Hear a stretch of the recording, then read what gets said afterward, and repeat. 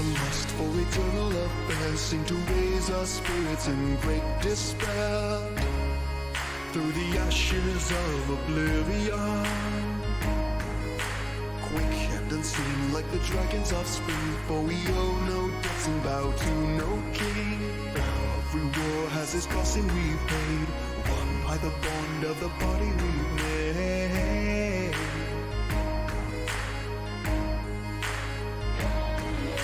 War with the dawn that the battle starts now. As the demons listen, we strike them down, fighting back the rifts of blood. Sent from the sky like an angel in need, give them news to strengthen and words to heed. Heaven's down and set alight, we're knocking on the gates of hell tonight.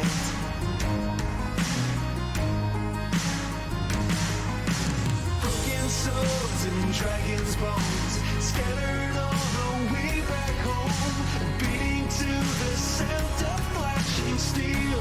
When the road heals down, shut the tales and legends talk, strengthened by the hymns of old, weathered out this fighting from his throne, so we sing our triumphant song.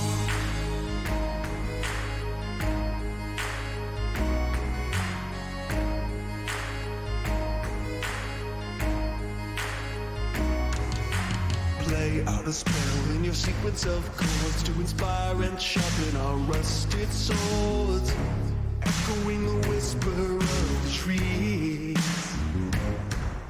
Creep along a path where 1,000 paths fail, from the thick Westerian jungle trails. Come from afar to set prisoners free, into dark tangled depths from the open sea.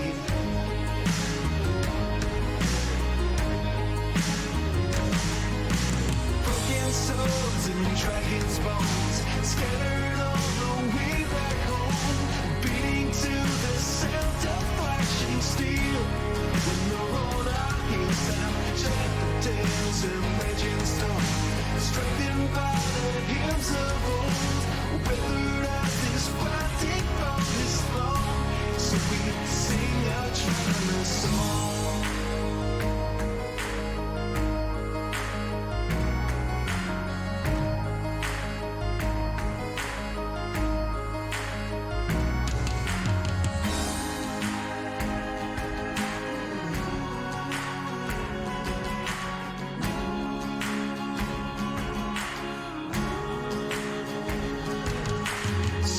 Chances don't come cheap, so keep alert and on your feet.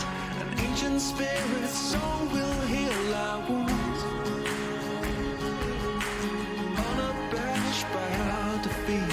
Spot the bloodstains on these cobble streets, a message to the gods to see us through. Ever heard get really sung, so raise your voice and praise the sun. Call a new rebirth to keep us strong. Countless souls along the path, lost to fiends and lives of wrath, will return to play our final song.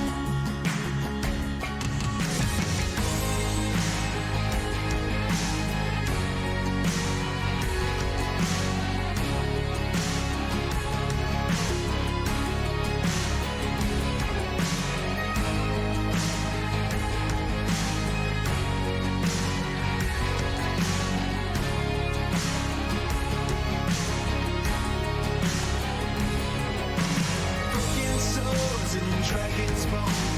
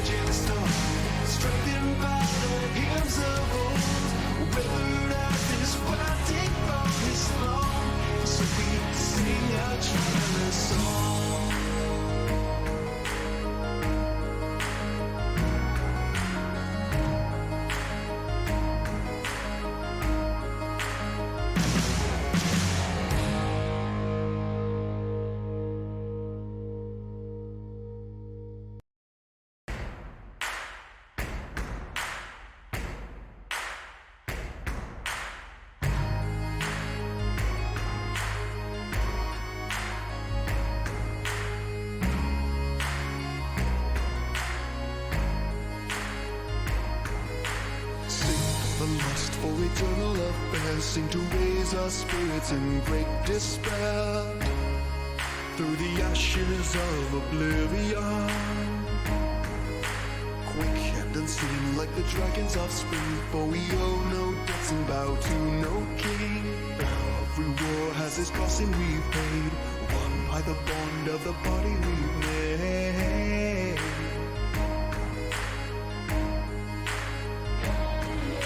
War with the dawn that the battle starts now. As the demons listen, we strike them down, fighting back the rifts of blood. Sent from the sky like some angel in need, give them news to strengthen and words to heed.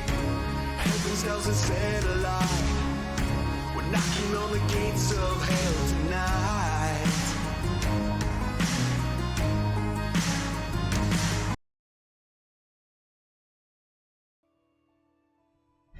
Hello everyone, and welcome to the stream. So happy to have you all.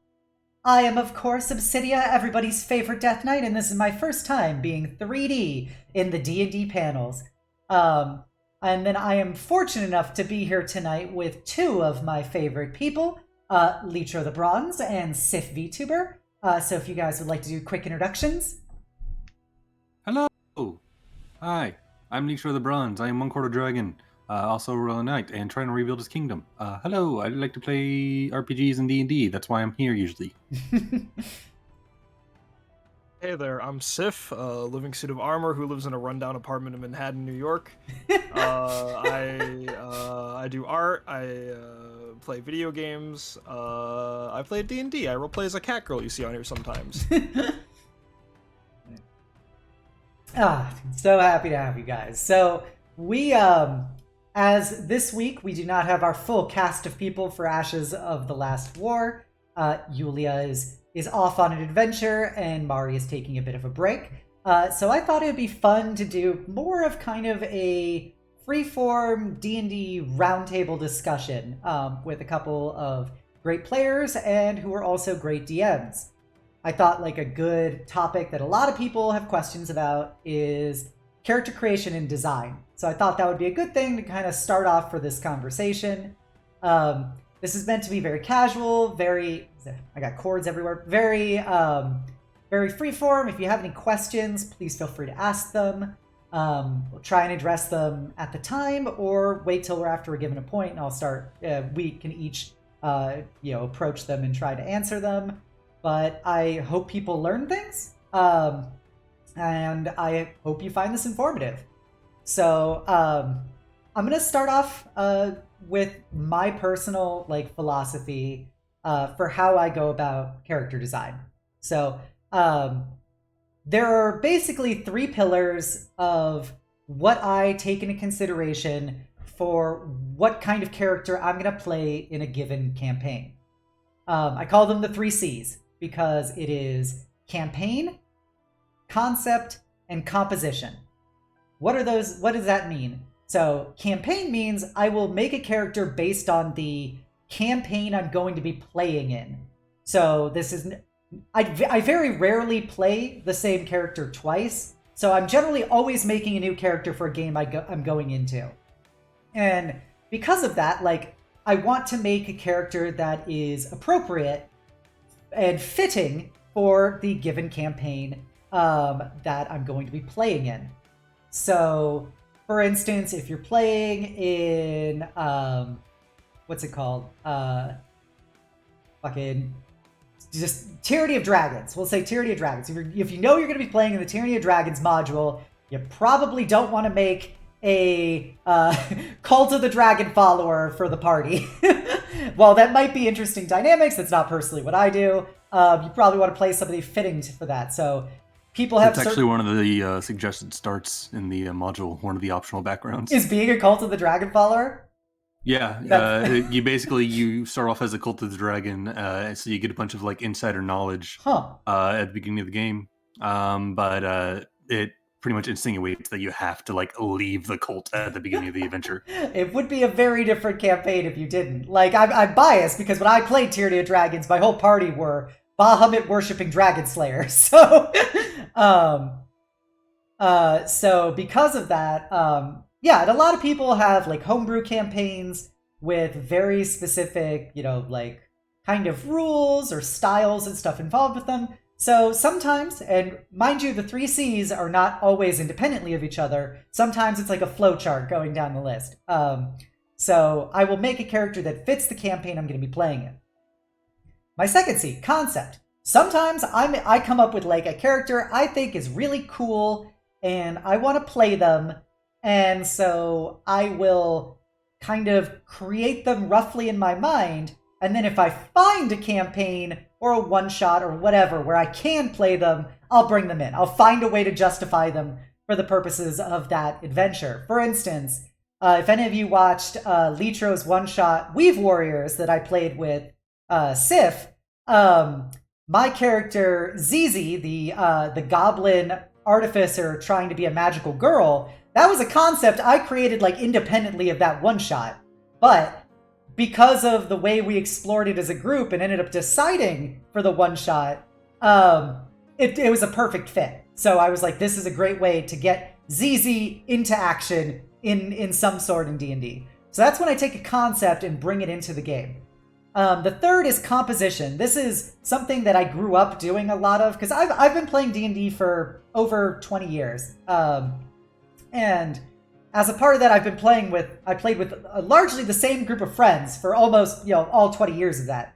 And at a certain point, like, it becomes very much party creation by consensus. So basically, if there's one person in the party who wants to play something, everyone else kind of makes characters that fill in certain roles in the party to fulfill the classic, like, you've got your tank, you got your DPS caster, you got your healing person, and you potentially have another DPS. Like, that's a very classic four-party comp. So I would just be like, okay, I'm going to make a character that fits the composition slots, because I don't particularly care what I'm playing for this. This person wants to be a tank, this person wants to be DPS, but I'll be a healer, no big deal. And so I'll make a character that is fitting for that role. Now, with all of these taken into consideration, it's all about making them unique in their own right and making them yours. So I will then start building more things once I've decided, which is kind of the theory framework for how I want to do a character for a given campaign. Am I really impassioned and want to play something that I brainstormed before? Do I want to make something very specifically for this campaign? Or do I want to make something that just helps fill out the party, but is also enjoyable for me to do? So with all that said in consideration, I'll let someone else pop in. Litro, how about you? Okay. Whenever I first make a character, the first thing I usually do is I actually have two different ways of making characters, but this is the first way. The first thing I usually do is I ask everyone else what they're playing, because I very much like to fill in a role that's usually missing. This is how I often become the healer. But yeah, I start off with the class that I think the party might need. Usually support of some kind. And after that, I think about the character and how they gained those abilities. Like if they're a rogue, how do they get all these skills as a rogue? How do they learn to attack like the pressure points? How do they learn to pick locks? How do they learn to stay so sneaky? Where's Sif at? Oh, Sif's up there in his car. What?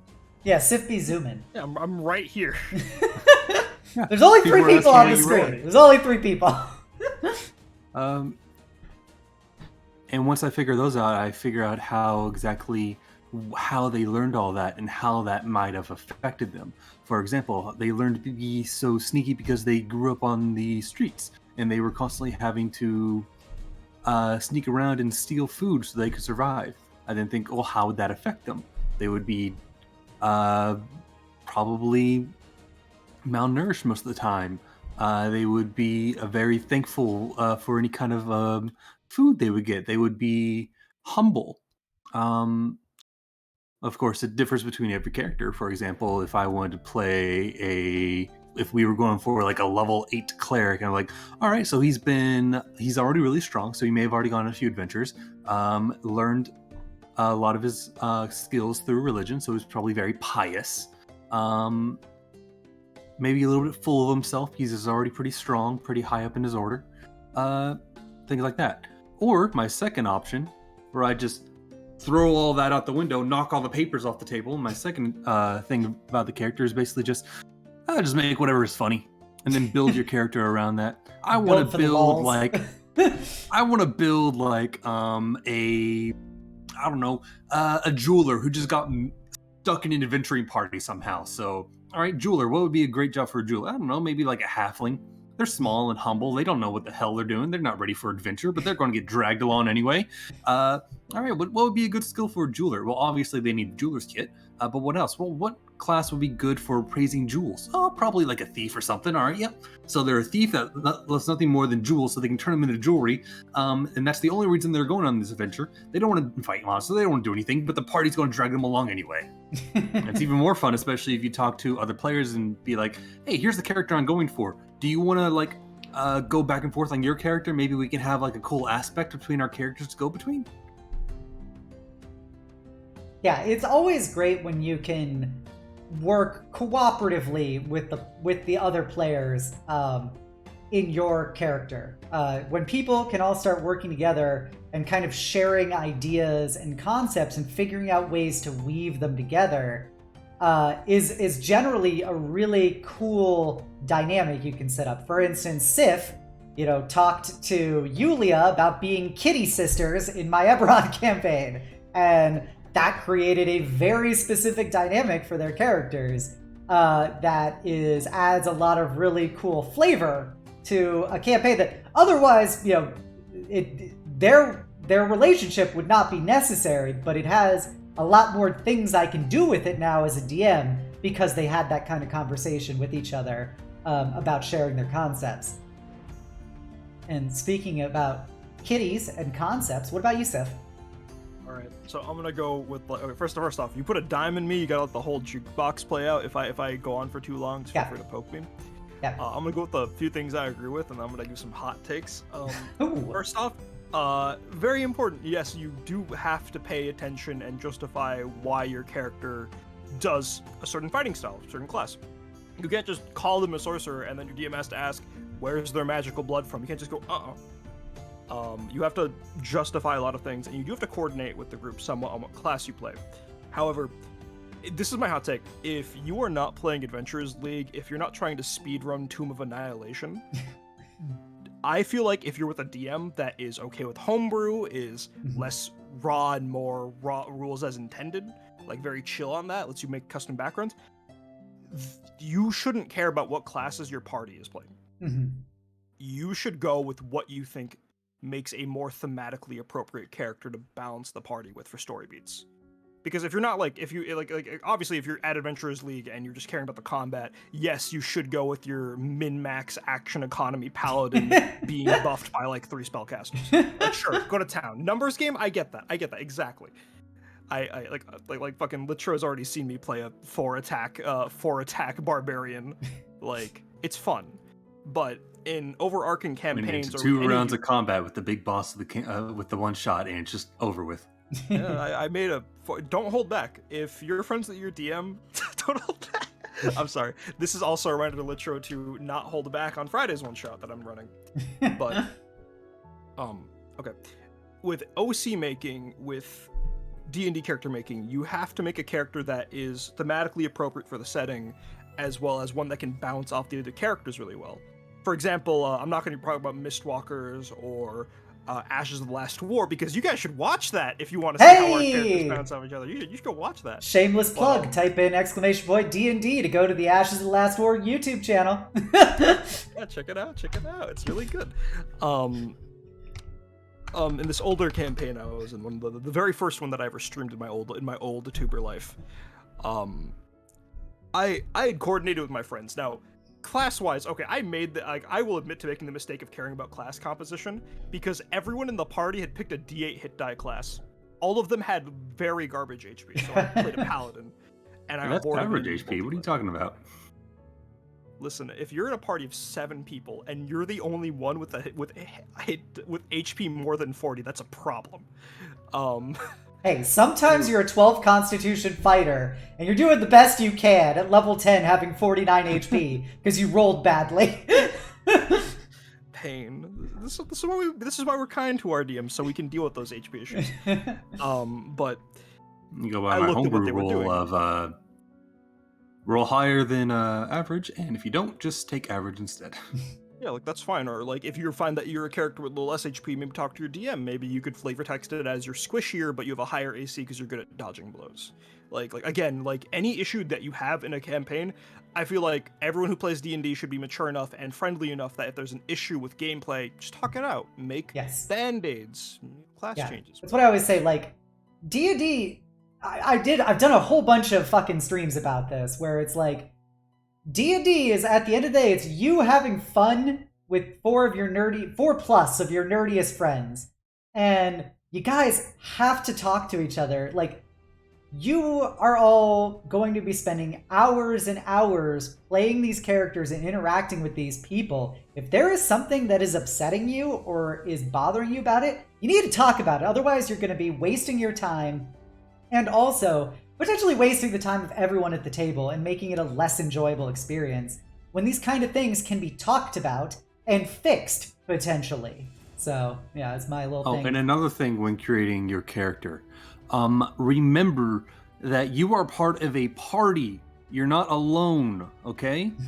No making main characters, okay? Hear me, chat? No making main characters. It's all about making... that gets along with other main characters. Yes, a cast of main characters, if you will. It's making like a party, okay? You're not the main character. It's a cast of people.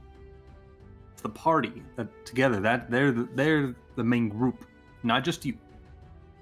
Yeah, exactly. Yeah. So sorry about that. I had to do a little detour because it's like sex. Like I always talk about, it's the same rules as sex.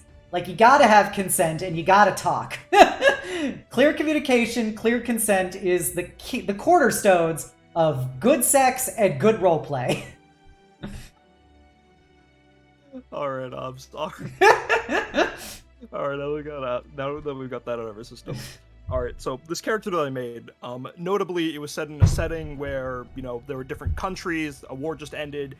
That wasn't going to be a problem for the party, because the party had all picked nations that were either the winning side or was like neutral and just cared about money. I looked at that and went, I want to create awkward tension in our RP. So I picked the nation that lost, and the group had to RP with me, and that like was a thematically fitting character. Like, it created this dynamic situation where the party had to rely on someone that didn't like them at first because of their nationality. Mm-hmm. And also because a few of them were militaristic, and like, you know, that's people do not like soldiers of the nation that killed their nation, you know. What? Anyways, yeah, you have to there's no real set order when it comes to making a character in really anything. You have to consider so many factors at once. You have to look at the world, you have to look at who your character is interacting with, and you have to justify why your character does certain things. If you are playing chaotic neutral, like, please justify it. Don't just be an asshole for no reason. If you're playing lawful good, lawful does not just mean the state law, it means your code of ethics. Yeah. How does that gel with the party? So on and so forth. Yeah, like, my personal preference, like, I never make a character that is antagonistic to the party. That's part of it. Is like, there is the great potential for like really good roleplay when you've got people with different beliefs, different backgrounds, and different agendas who may not all be working on the same page and maybe working contra to each other. However, that is a fine art that is very rarely implemented well for most play. So I always will make a character that, no matter their beliefs or mentality, they're always going to be helping the party. They may not like it, but they will always be helping the party. Because for me, that creates a more enjoyable experience for the party dynamics. I always like it to feel that it is the party working together in a story. And so I don't like when the party can't trust each other, or when the party gets kind of bogged down, in my opinion, in petty conflicts with each other over things, because then the game becomes much more antagonistic to other characters and other players, and I find that to be the slippery slope of problematic behavior and problematic gameplay. So the characters don't have... Oh, sorry. So, no, you could say something. The characters don't have to agree on everything, but at least keep their main goal the same as everyone else. Very much, why do you want to save the world? Because I'm one of the assholes that lives on it. You want to make it so they don't have to agree with everything with the party members, because diversity in ideas causes good, RP and good talking. But you still want to keep their main goal the same, so the party still stays together. Yeah. I don't like a game where one of the party members is incentivized to basically betray everybody in the party. That's not something I personally enjoy. There are groups that can handle that well. There's groups that perform that well. I've never really been a part of one. So, yeah, like, even if it's a group of evil people together, I've got my own stance about playing evil characters and evil campaigns. I've done a lot of them over the years. But if you're all evil, you gotta be all evil together. What is it that Dominic Toretto believes is the most important thing ever? Family. So, if you're all going to be bad guys, they all have to be on the same team, is like my perspective. They could all be dicks in their own right, and even you could be lawful good and still be an asshole. Just being good does not make you nice. And that's like a distinction I like to make in games. And so because of that, they all have to, though, be on the same team. Their goals have to ultimately be furthered by cooperating with each other, is my take on it. Lily, who I see in chat, I'll say right now, you do not want to make a character with the goal of them being an asshole, even if it is some curse or anything. Because most people, unless you communicate with them very well, they're not going to understand that. Two, you don't want the character to purposely be an asshole because you want their actions to make sense to them. So, for example, why would they be greedy? Maybe they really need the money. Why do they need the money? Come up with a reason for that. But don't just be like, oh, they want the money because greed. Oh, they're just insulting you because they find it funny. It's like, that's not a good thing. That's not going to be fun for anyone. You have to have reasons behind it, and usually, even then, it's still kind of a sore subject. But still, if you're going to, you still got to try and get along somehow, because otherwise no one's having fun. Yeah. Unless, there are people who play Vampire the Masquerade and stuff where it is very politics intrigue oriented. And so you have a lot of cases of characters in the party are doing things contra to each other. And that is the tone of that specific game. And that is something that the players need to be able to agree on going into it. And the DM has to be prepared for. It's just not a style I particularly enjoy.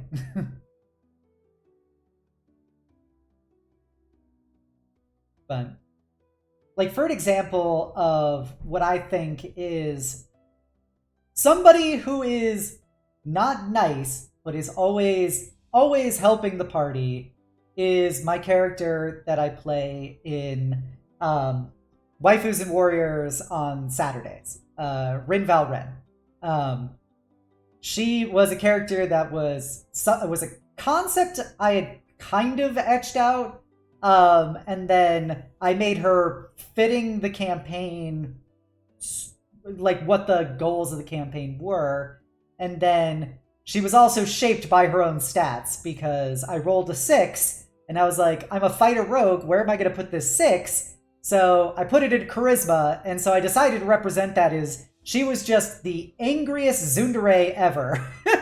So she was always like sassy, progressively always sassy and angry, but she was always helping the party, even if she was never happy about it. She was always there, and it's become like her defining trait, and that becomes a really fun thing to grow out of as a character as the adventure has progressed. So I just, it's, you always gotta, to me, the number one rule is fun. Everybody should be having fun playing. Also remember the DM is a player and not your enemy. And you probably, I've played in antagonistic players versus DM. It's a much older way of playing the game. Modern is viewed much more as a cooperative storytelling experience. And so you gotta make sure everybody's having fun. And generally, you don't like it when your friends are mean to you, even if when you're playing make-believe. And if they're just being like a dick and betraying you and stuff, it can just kind of suck. So this brings us to the importance of Session 0. And making sure that your expectations are clear amongst everybody in the party. Yeah. I do think it's we've made it very clear in general. Just a quick note to everyone for the future of this discussion. We are going to talk assuming that you guys can communicate with your party. If you can't, I advise seeking a therapist or like just one big conversation with your friends. But or at least a text-to-speech app. To move to this next point that I think you brought up, Bob, it's really interesting that people keep forgetting about when it comes to character creation is ability scores and how like that you have to make sense of it for the character you have in mind. You have to compromise on that, which I think it's an interesting fact about character creation. Yeah, and that's actually, it was something I wanted to bring up that I'm glad you suggested. There's one bad thing I remember of playing in a public comic shop, D&D. Was the amount of that guys who would roll up with a dump stat of int and still pretend to be the smartest person in the party. Heckin' cringe. It's like, oh yes, because I know out of character all the weaknesses of this monster, so obviously my character will know. It's like, bro, you have a 6 int. That's what we like to call meta. That meta is minimizing charisma, huh? Oh, welcome, Raiders. Welcome. They're here to learn. We're here to learn. So, one of the things when I'm considering a character, I, as a personal preference, I generally will do things standard array and average HP. And the reason why I do that is so I can create a clear, this will always be the case. It's always going to be standard array. I know what stats I'm dealing with when I'm making this person. I can decide how I want them to be based on their stats accordingly, knowing what they are. And so that helps give a good idea. If you know, based on the stats that you're going to be given, that can help shape the person. One of your stats is going to be a 9 at the end of the day using standard array. So you're going to have some weakness point somewhere down your stat line. It's okay to be weak, kids. And it's okay to be weak. Never forget that. As long as you're good at what you're supposed to do. Don't be the wizard with 11 intelligence. But, be good at what you're supposed to do, but it is okay to be weak. And in fact, it is good to be weak. Yeah, again, you're not the main character. You don't have to be good at everything. You have your party members help you in your weak areas. Yeah, the party is ultimately complementing each other by cooperating. And it's good to have weaknesses, and it's good to have problems with your character. Nobody finds a perfect person terribly interesting. And so creating a character that has, weaving in the weaknesses that they have, either stat-wise or just in, RP narrative purposes, is great for actually creating a compelling character, and gives a great way to justify the mechanical elements of the game that are there to help give a framework for what really matters, which is the RP narrative purposes of the game. That reminds me of a good example. one time I was playing underneath a DM who let us take flaws during character creation. And I remember the flaw I took was the fear of undead. And we were going through Avernus, and in case you don't know, there's actually a lot of undead in Avernus. Oh, Avernus. I know you well. So I went through half of that with nothing but the fear status on me half the time. But it was all right because I took that flaw. I did great with RP for it, and my DM rewarded me for it because I was playing a good character. And it made for excellent RP too, because there were other people in the party who knew I had a fear of undead, who worked around it, who we were able to plan around it.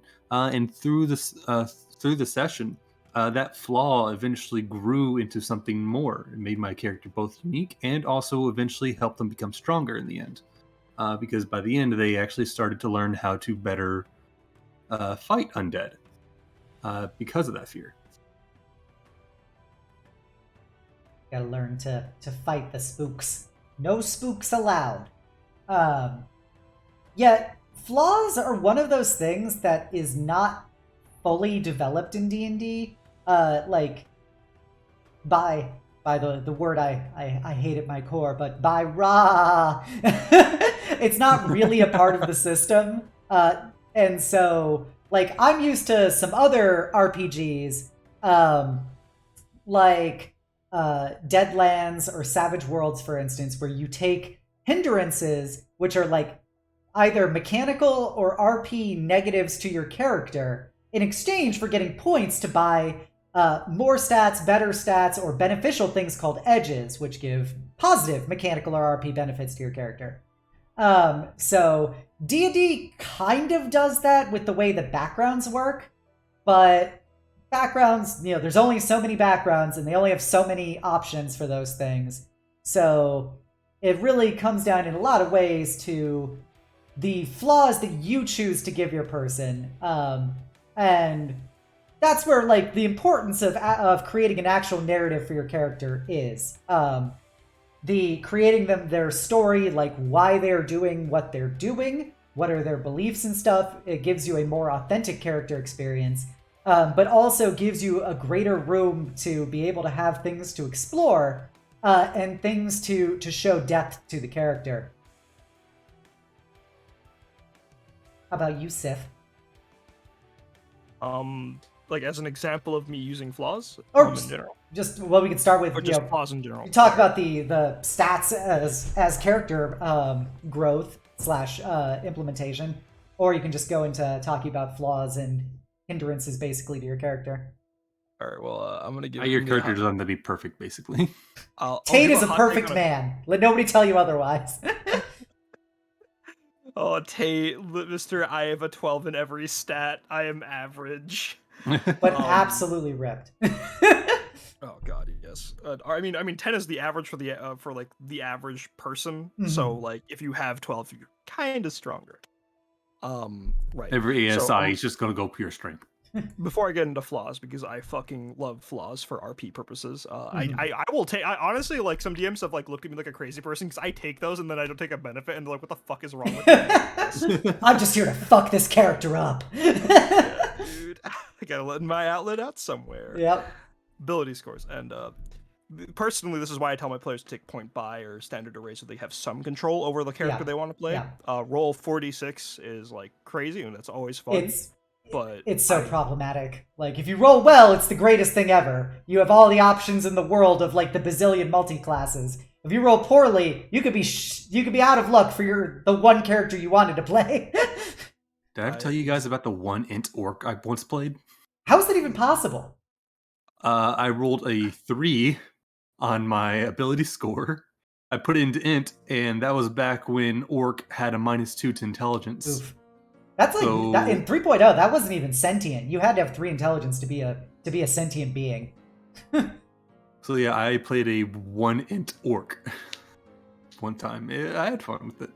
I was very much just a smash. Oh, good person, thank you. Smarsh. But we got big flaws Sif over here. So ability scores really quick. I missed when D&D 5e had negative ability score bits on You're a fucking mad lad, Sif. It made thematic sense to me, but I understood why people thought it was like obviously it's not fair. You are like Fury of the Small and Pack tactics do not make those races better. Like for those of you who don't know, Goblin and Kobold are two prime examples of races that had negatives to stats, with the idea that, oh, they have these really good feats, aka pack tactics, which is like, I've seen so many dumb builds revolve around that. Yep. And then there's Fury of the Small, which is just like a goblin's ability to smite, because we all know the one through Church of Waifus in D&D is Goblin right now. God, I love my goblins.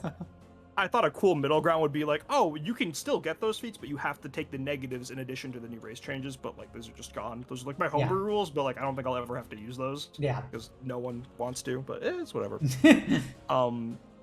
Yeah, which is why I like sticking with point buy and standard. I tell my players, like, if you fuck up the rolls, you can just do the other two. Yeah. You may not have the +5 Chad you always wanted, but like, who the hell cares? We all know we're rolling like 3 nat 1s in session 1 anyways. Yeah. Tell me a time where there was a overpowered character in your party and you like enjoyed having them, because half the time whenever that happened, I usually hated them because they were just like, they didn't care about anyone else. They were like, oh, look at me, I'm amazing at everything. I will actually bring a point to that, because I have a funny story for that. Ooh. But with character flaws, right?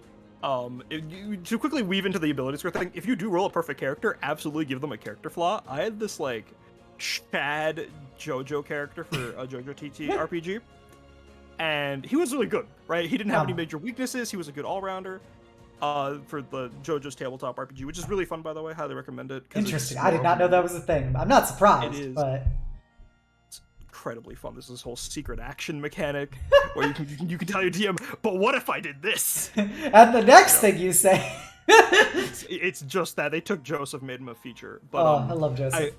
I looked at my DM and went, I'm fine with being this kind of thing, but I kind of want to mix it up. So the setting was in flooded New Orleans, and I gave my man the fear of water in him. You can imagine how well that was. It was really good because it created these environmental settings where it's like, oh, wow. Oh, I'm in trouble. We're in water now. No. Like Joseph perpetually races towards the Japanese. I'm racist towards water. It's different. Yeah, fuck water. I swear. Stole our jobs, literally. Flooded New Orleans. Flaws, weaknesses, those create such interesting dynamics for how your character interacts with other people, for how your character interacts with the setting. Other like actual games that do this, like Disco Elysium is an amazing role-playing game. It's a fun little single-player PC game. You role-play as a detective with amnesia. It's wonderfully written, and the big mechanic in it is you have to pick what your detective is good at, and that creates like suddenly like obstacles X and Y you cannot interact with at all because you are too fucking dumb. But obstacle Z, just punching the guy, you expect him to strike, go off. It shapes the narrative too, because depending on which obstacle you deal with, like different things happen. That's really good for your DM. You know, like they can weave a very much more intricate story if they challenge you. Challenging your character in any like writing is how you get them to develop. And like Ob said, trauma is character development. Don't be afraid to give it to your players. She fucking gave it to us in our first conflict. Oh my god. Yeah, like for instance, you know, I'm gonna piggyback off that now that we're talking about the first combat. So in Ashes of the Last War, one of the characters, Paige, who is Yulia's character, which is the sister of Cess, the Sif's character, she's like a little fresh-faced, anxiety-ridden college student. #relatable. And she basically been living this, you know, a fairly impoverished life, plus her education that she was going through at the time. And she gets hired to do this job to leave the place she's never left before and make some cash. And she got to be involved in her first, like, combat. And it wasn't just, like, thugs in an alley, you know, who are drunk or something. This was literally a fight for everybody's lives. And the house was on fire. Yes. Children were on fire. Yes. Everyone was on fire. Everything was on fire. Actively dying in front of her, too. Yes, and her sister was dying in front of her. How many hit points did you have at the end of that combat? I had 3. So I think I had 4. So you have the great experience of a character that has never had any combat before and has felt very unsure of themselves. And then she got to see firsthand what her damaging spells looked like when they hit another person. And oh boy, was Paige not prepared to see, like, when you hit a guy with a chromatic orb of poison and, like, he starts having nerve spasms and coughing out his lungs of blood and mucus and stuff. And then she burned his fucking face off with a firebolt afterwards. And so, like, these trauma things are just going one after another. And it gives a great thing of, like, this is what the real world is like for this character now. And what they thought was, like, what was true about existence was just determined to be an absolute fabrication.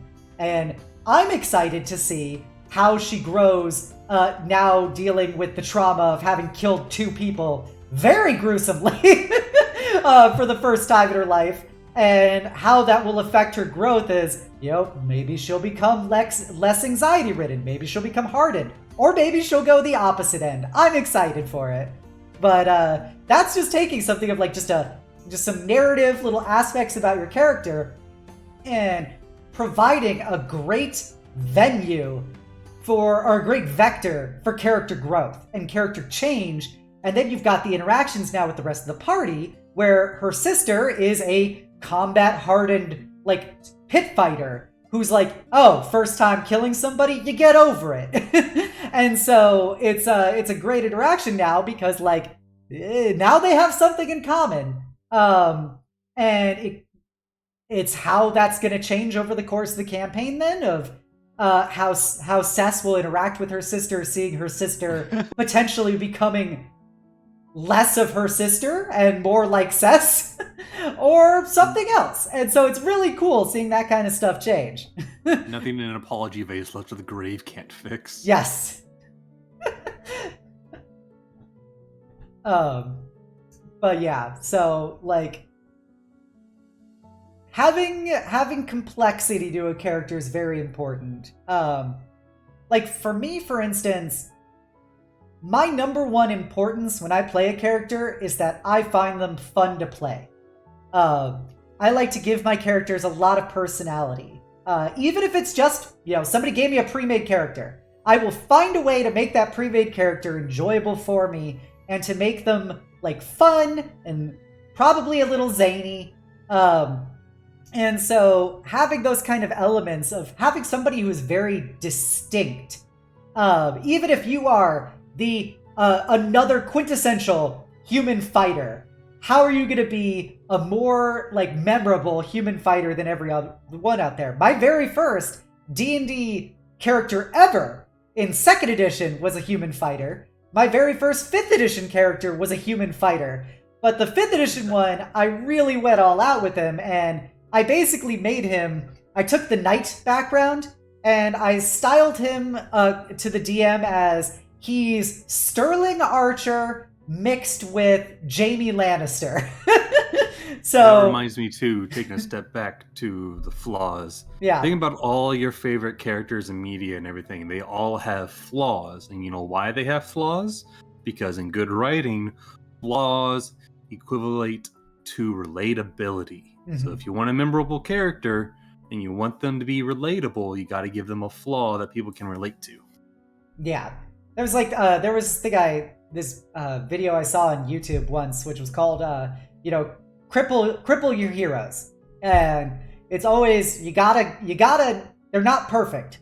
None of these people can be perfect. And so you gotta give them flaws to make them relatable. That's why it's like the classic problem of Superman versus Batman. Stereotypically, Superman is a pretty much perfect human being. Because he's not human. But he's, like, basically perfect. He's like a Boy Scout, super lawful good. And a lot of people run him in contrast to Batman, who is a very flawed person. He's rife with PTSD. He has this whole rule about not killing people.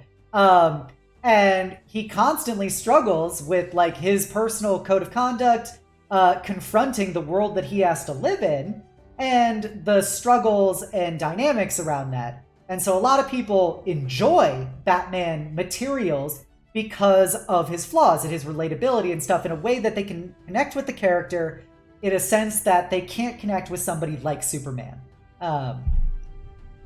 So, for instance, yeah, like my human fighter's name was Sir Altic Lansing. I named him after the speakers in my office.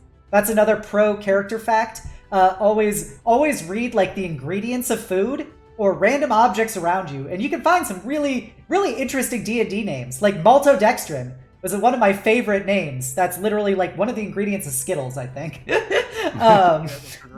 So Sir Altic Lansing was my human fighter, and with the pitch that I gave my DM, he made my father in that campaign Tywin Lannister.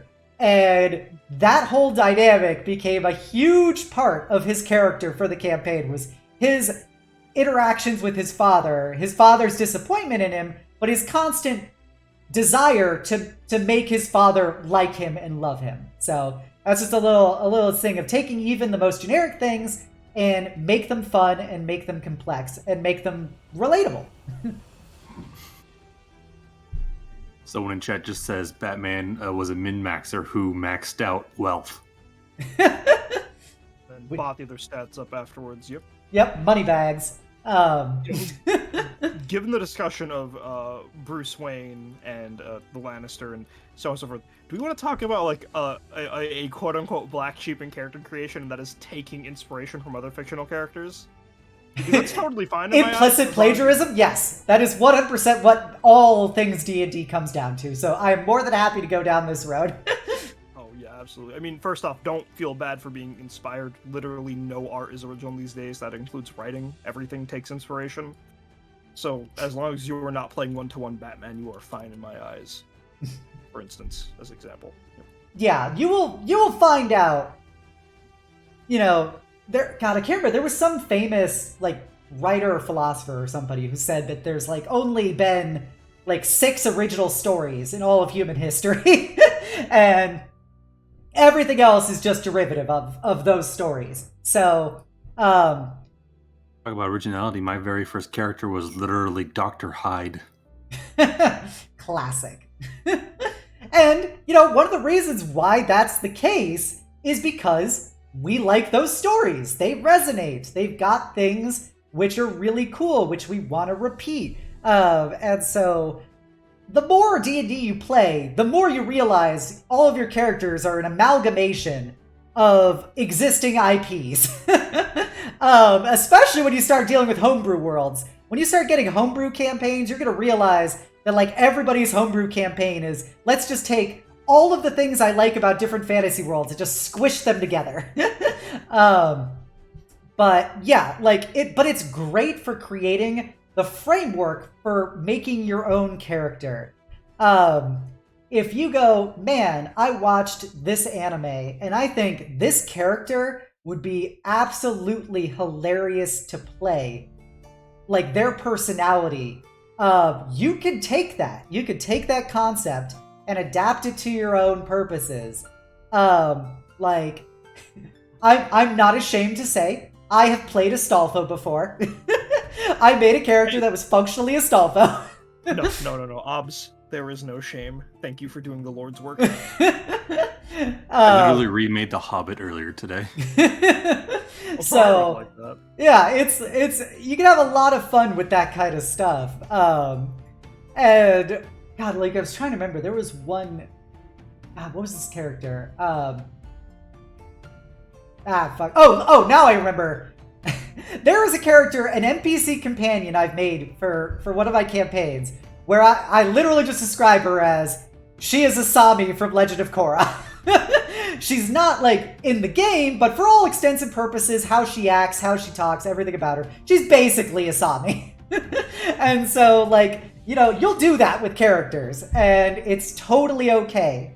Like, this is actually, I think I was watching a video that was talking about this, but like, it was a Twitter post. It was a Twitter post of like, one of the best ways to brainstorm a new character is take 2 of your favorite characters and just combine them together.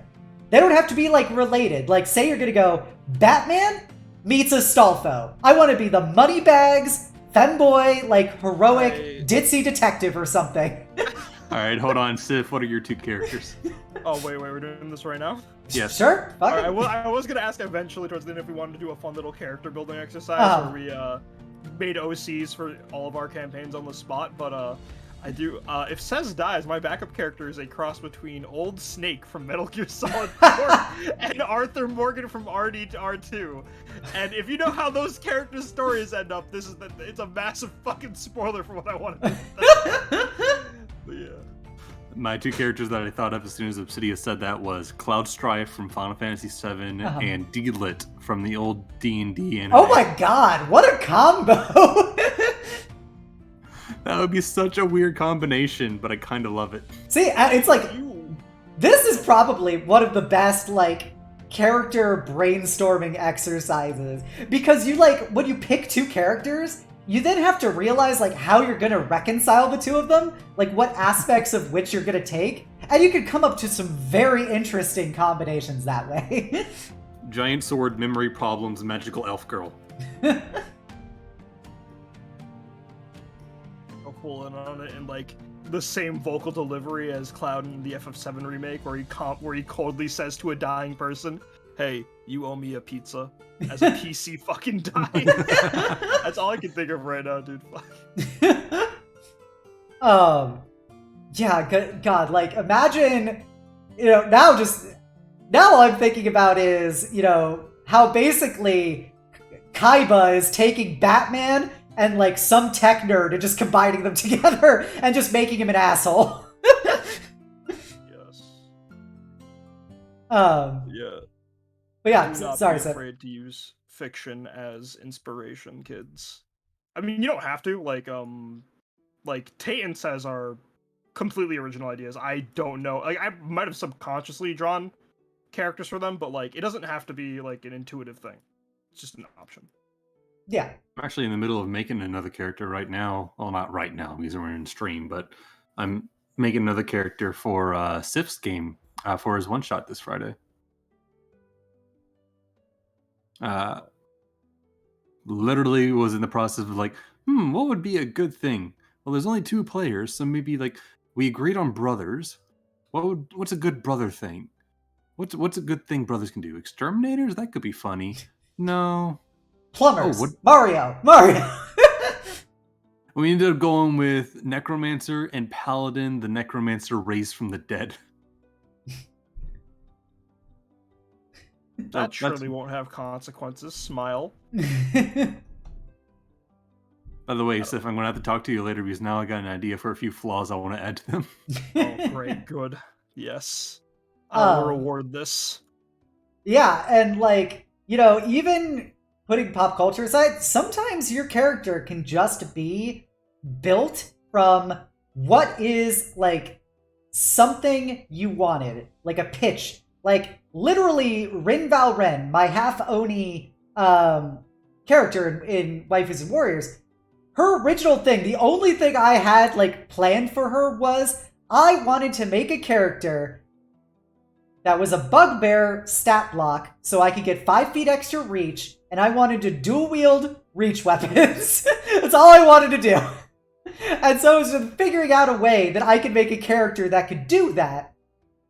And then as I did that, I began to add more to her. I began to add the, like, okay, so I've got this character, we're gonna be Bugbear. I didn't want to actually be a Bugbear per se. I wanted to be an Oni for a while. I think that Bugbear would be a pretty good stand-in for Oni because I'm going for a non-magical route Oni, and I came up with an RP reason for why she doesn't have magical capability despite being an Oni, and then I just started building the story from there. Well, yeah, your pitch can just be like, I want to dual-wield reach weapons. How can I make this a thing? Like, when I made Lady Victoria, my 9-foot-tall cowgirl for Litro's campaign, the original pitch was, I wanted to play a noble big game hunter artificer. How do I make this happen? And from there, like, talking to Litro and stuff, I created Lady Victoria as this big Southern Belle cow figure mom with her robot butler, who's her steel defender. And so you just start adding and adding more layers onto it based off of what is basically a very 10,000 foot view concept. Have you guys ever had one of those things where you're like, I wanted a character that does X, and then you built a character that uses that one thing and just expanded on for the rest of their personality and everything? Bug boy with 4 arms, yes. Yeah, my justification for that was that he was experimented on. I also have like a new topic, but Litro, okay. Go ahead. We're gonna let Litro say if he had anybody first, and then we can go to a new topic. Yeah. You brought up a good point earlier. No, go ahead. Are you sure? All right. Yeah. All right. So one important thing that Ops brought up with the example of converting the bugbear into an Oni is whatever flavor text Wizards of the Coast gives you, whatever the fuck they're spouting with Forgotten Worlds lore, none of that matters in your DM's campaign setting. Yep. Your DM has final say on flavor text, and usually they'll okay whatever, right? Like, if you want a flavor text Spores Druid to instead of being mushrooms be spiders, like, by all means, go for it. Go ahead and ask your DM. As long as you aren't changing anything mechanically, if you can justify how that flavor text works, do not hold back. Make your lightning lure cantrip Spider-Man's web slinger. That is entirely fine. Yes, cosmetics are king. I've become obsessed with cosmetics in my campaigns. And like, I'm a firm believer of you can, like, all of the existing materials, like races, classes, spells, whatever, those are basically templates for you to make the character you want to play. And it's nice that they already exist because they've been play tested and are in theory balanced, but you can restyle them any way you want. Like, you know, I want to be an Oni. I use Bugbear for the stats. Like, for Zizi, she is a magical girl artificer. I was an armorer artificer, and I just restyled everything about the cosmetics of her character to be a magical girl. So, like, when she did her spells, they were themed off of her magical girl powers. She would, like, her magic missiles were like little heart arrows that flew out of like a magic tech bow or whatever. So, like, cosmetics are amazing. Like, that's one of the things of, like, I'm not a personal fan of overly racialized settings. It's one of the reasons why I like Eberron and I like the way I do Eberron. I like my own stuff. Who could have seen that coming? But, like, so I don't like to make the fact that you're a dwarf or an elf or whatever, like, the defining characteristic of your character. You want to take elf stats, but you want to be something totally different? That's fine. I don't care. As long as it has, like, an in theory balanced mechanical backdrop for it, it can be whatever. And just, like, restyling weapons to look different is totally cool. Like, my Rin's Kasurigama in Waifus and Warriors, I basically modeled them to be, like, less Kasurigama and more Kratos' swords on chains. And those just use the stats of a whip, because they're the only reach finesse weapon in the game. So, but I just changed the cosmetics of how they look and stuff, but mechanically, they're a whip. And that's totally fine. Like, at the end of the day, why do you care that something has to look a certain way when mechanically it already exists? Like, it's already mechanically decided. You know. Oh my god, I don't care that dragonborns aren't supposed to have tails, just let me have it. Just let me have a goddamn tail. It doesn't do anything, it just looks cool, that's all I want. Elves aren't supposed to have beards either, but his character has a beard. Well, it's like the stupid thing with tieflings in Forgotten Realms, how they all have to look like Asmodeus, which is just idiotic. They all have to be red or some shit. Yeah, they all have to be red with, like, the we slick back horns color and stuff, because he basically cheated a god to be able to do that as, like, his one god power. That's the stupidest thing I've ever heard. And you've never met a red tiefling, probably. They're probably all some wild color. I just love how the LGBT community in tabletops took tieflings and just made them the whole fucking spectrum. Yeah. Also, like, out of all the races, I've had the most encounter with queer people playing tieflings. That's all I wanted to add. Tieflings and half-orcs. Tieflings and half-orcs are the two top queer races. I love flavoring everything cosmetically. If I can get away, like, I'll pretty much take as much as I can get when I get with, like, changing things only cosmetically, because as long as the like, actual mechanics or anything doesn't change, I don't see a problem with it. for some reason, many DMs I do play with have a huge problem with it. World building and stuff like that, I understand. But whenever, like, I want my magic missile to look like a bunch of, like, dragon heads flying forward to hit the enemy, it's like, what's wrong with that? Why does every magic missile have to look the same? Yeah. And that's why I love playing as Kliff in your game, because I get to, like, basically flavor everything as whatever the heck I want it. Hell, even my spoilers for people who haven't watched yet, you should really watch the last episode that just went up on YouTube. Do it now. Watch Ashes of the Last War. But yeah, Kliff is a changeling, so like for his form of dread, for him being a warlock rather than just him looking scary, he's basically a mimic that turns into It from the movie It, and just morphs into a horrible monstrosity that can just eat everyone.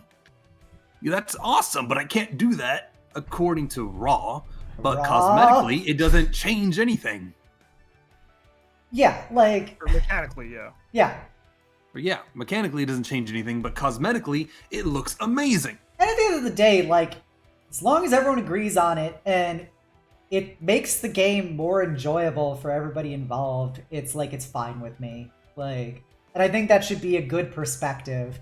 Like, for instance, I have Sif was like teasing me about it when I was doing my various homebrew rules for my Eberron campaign. But like literally one of my homebrew rules for Eberron is that all shifters are like anime style animal people. So it's the same at like every table I go to, just to make it canon was make shifters cat girls. I've never seen a shifter that wasn't basically a cat girl. They're were people. No. They're cute anime babes. You can't take this away from me. They're always gonna be just anime animal people. And I do that for like all of them. They're like, there's fucking shifter animal fucking cowgirls. There's shifter animal bird people. It's whatever. They're just anime fucking animal people. And it's called being a furry, and it's totally okay. But that's a purely cosmetic thing that has no mechanical impact.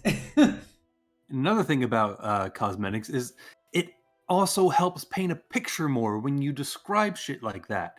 Because if you're just like, oh, it's raw, it's just how it's in the book, that can get boring. Yeah. But if you're constantly painting a picture, like, oh, I fire a magic missile, or that gets boring. But after a while, if you're like, oh, I shoot out these rays of light, each of them shaped like a tiny little dragon head that homes and flies and glides around corners to hit the person right in this specific area, that paints a picture. That makes it more exciting. That makes people want to listen and participate more. Yeah. Yeah, it's like, for like things with spells and everything, it's extra like, spells are super generic at their core. You know, you play D&D long enough, you're going to see Magic Missile 4 billion times. So, trying to come up with ways to make it fresh and unique and different is great just for making the game more enjoyable, period. And also makes your character feel more unique, like what we were saying at the start.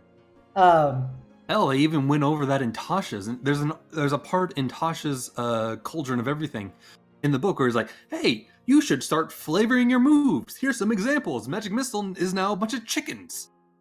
Wizards of the Coast really finally telling people to be creative? Yeah. They finally have realized the gays have taken over. We're going to make it whatever we want to make it. Please, just make the game whatever you want. We just want to keep printing magic cards. Also, not hot take. Something that I think is a good idea, kind of, from Pathfinder, that I think should be used more in conventional D&D, is opening up races more. Like, oh, the whole ancestry system? Stop making humans the baseline of every ancestry race. You want to be a tiefling who's actually like a dwarf with demon bloodline? You know, you can still use the tiefling stat line, but guess what? You're a little horny dwarf. Heyo. And hell yes, they do this in Pathfinder 2e, and I love it. You could be an Azamir kobold, and as Litro showed, and I think that's hilarious. And it makes sense. Like, why is it Celestials and Fiends are only banging humans? So I like the idea of making all of these like different race forms to be open to anything. You want to be a half orc? Well, guess what? You're half orc, half tiefling. Or hell, like even like I said in Pathfinder 2e, they also have like things like, oh, you're a half orc, half elf, which by the way, according to lore, should not happen. But hey, your world, you can do whatever the fuck you want. Yes. Love finds a way. Yep. Exactly. Mad science also finds a way. But yeah, that's why I really like Pathfinder 2e's Ancestry, and I wish they would do that in the next like D&D edition if that ever comes out. Yeah. They did make a baseline Ancestry thing. I think they're expecting players to take that and slap on other races without having to make the rules for it, but they'll probably make rules for it eventually. Yeah, but like you try and bring that to any other table and they'll be like, oh, you want to be a winged tiefling that's half orc? Well, too bad. You only either play the winged tiefling or you can play the half orc. It's like, oh, fuck you. Bye, Imagine going to other tables. My friends are right here. Yeah. They'll okay everything I do, right, guys? Any character concept you'll be okay. No, please shoot me down if it sounds stupid. Yeah, so I think that's a cosmetic thing, which is much more representative of the times, basically. By the way, I've been to tables that have banned that lineage, by the way. Oh, winged tiefling?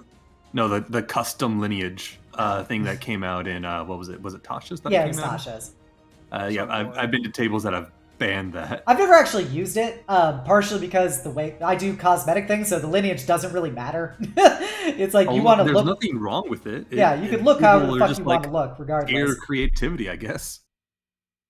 But yeah, so I think that's another thing that, if you have a takeaway from this, do you want to talk about with other groups, is talk about opening up races. Talk about opening up cosmetics. There are things that are fairly insignificant mechanically, which can mean everything to your party and can create really cool stories. So that's like if you got one thing you can take away from this, I'd say advocate more cosmetics everywhere. A lawful good paladin of devotion finding out one of the parties has a 1/6 tiefling ancestry, just cocking their greatsword. That sort of complexity, right, guys? Instead of a shell being tossed out of it from the cocking greatsword, it's just a tiny little dagger. You want to be a tiefling turtle. You're a turtle with little horns. Use turtle as your race, but you are of fiendish descent. You're a snapping turtle. Remember, everything is better with cosmetics. Yes. Everyone should wear makeup. Everyone looks good with a little bit of eyeshadow. Yes. Makeup is, in fact, non-gendered. But yeah, so then for, I guess I think it would be interesting to hear your guys' views on how much lore goes into your character. We're going to say, I'm going to do two examples, or two criteria here. One is for a one-shot / short form adventure, and then one form for playing a long-term campaign. How much do you go into developing the background lore of your character? For a short-term one-shot, normally that's when I just make a character that I like. And if there's any important lore, then I try and just quickly put a band-aid over that character to fit it better. But I'm not really going to care too much because it's only a one-shot. But if it's a full-on campaign, then I'm asking the DM every single question I can. Be like, okay, what's this? What's this? What does this mean? What does this do? Ooh, what about this background? What about that? What's this company over there? Oh, what's this thing over here? And I ask literally everything because I'm a lore monster who loves to learn everything before they make a character so that I can fully integrate my character so they feel actually part of the world that they're going to be exploring in for, if it's a typical campaign, probably anywhere between 6 months to a year. Yeah. What about you, Sif? I find that even in short one-shots or mini campaigns, I try to include a little bit of the world lore. It comes from a place of genuine interest, and I think even if it doesn't get used, that little facet of that one-shot character will be oh, it's just nice to think of. Mm-hmm. But it really depends on what you mean by lore with this context. Like general world building is nice and all, like the fact that like how the world is structured and stuff. It's lore is very open ended as a prompt, so I got a lot to say for this. But Wait, I meant for your character specifically. So like if you're going, the thing is, like into your family, like all of your time prior to being either at the start of the campaign or at the start of the one shot, like the shit that you've done prior to that point. well, I mean, I like that aspect I understand, right? Like, 'cause it's mainly just world building and the history of the setting that you're being in, and there's a lot you can draw from that that's really good for making your character, or like if you're making a book and you've written the story, you have to figure out how the history of the world meshes with your character. For me personally, like I know some people like to make their backstories intrinsic to the world itself. Like, let's say that there was like a war that happened recently, or the world was created. Like your family is somehow related to that. I personally those are big. I know the DM's probably gonna get involved anyways. Yeah. I pick smaller facets to just focus on. Like for example, in your campaign, Obsidia, like Says is just from Sharn because I was like, oh, the world building for this specific area sounds good. It might not be relevant, but it sounds like a good basis to build a character out of. You don't have to justify or serve the world. World building does that all on its own. Yeah. When you make your character, look for facets. Like I just look for neat things in my DM's world and I go, I want that. Give it to me. Explain this specifically to me because this is all I'll care about.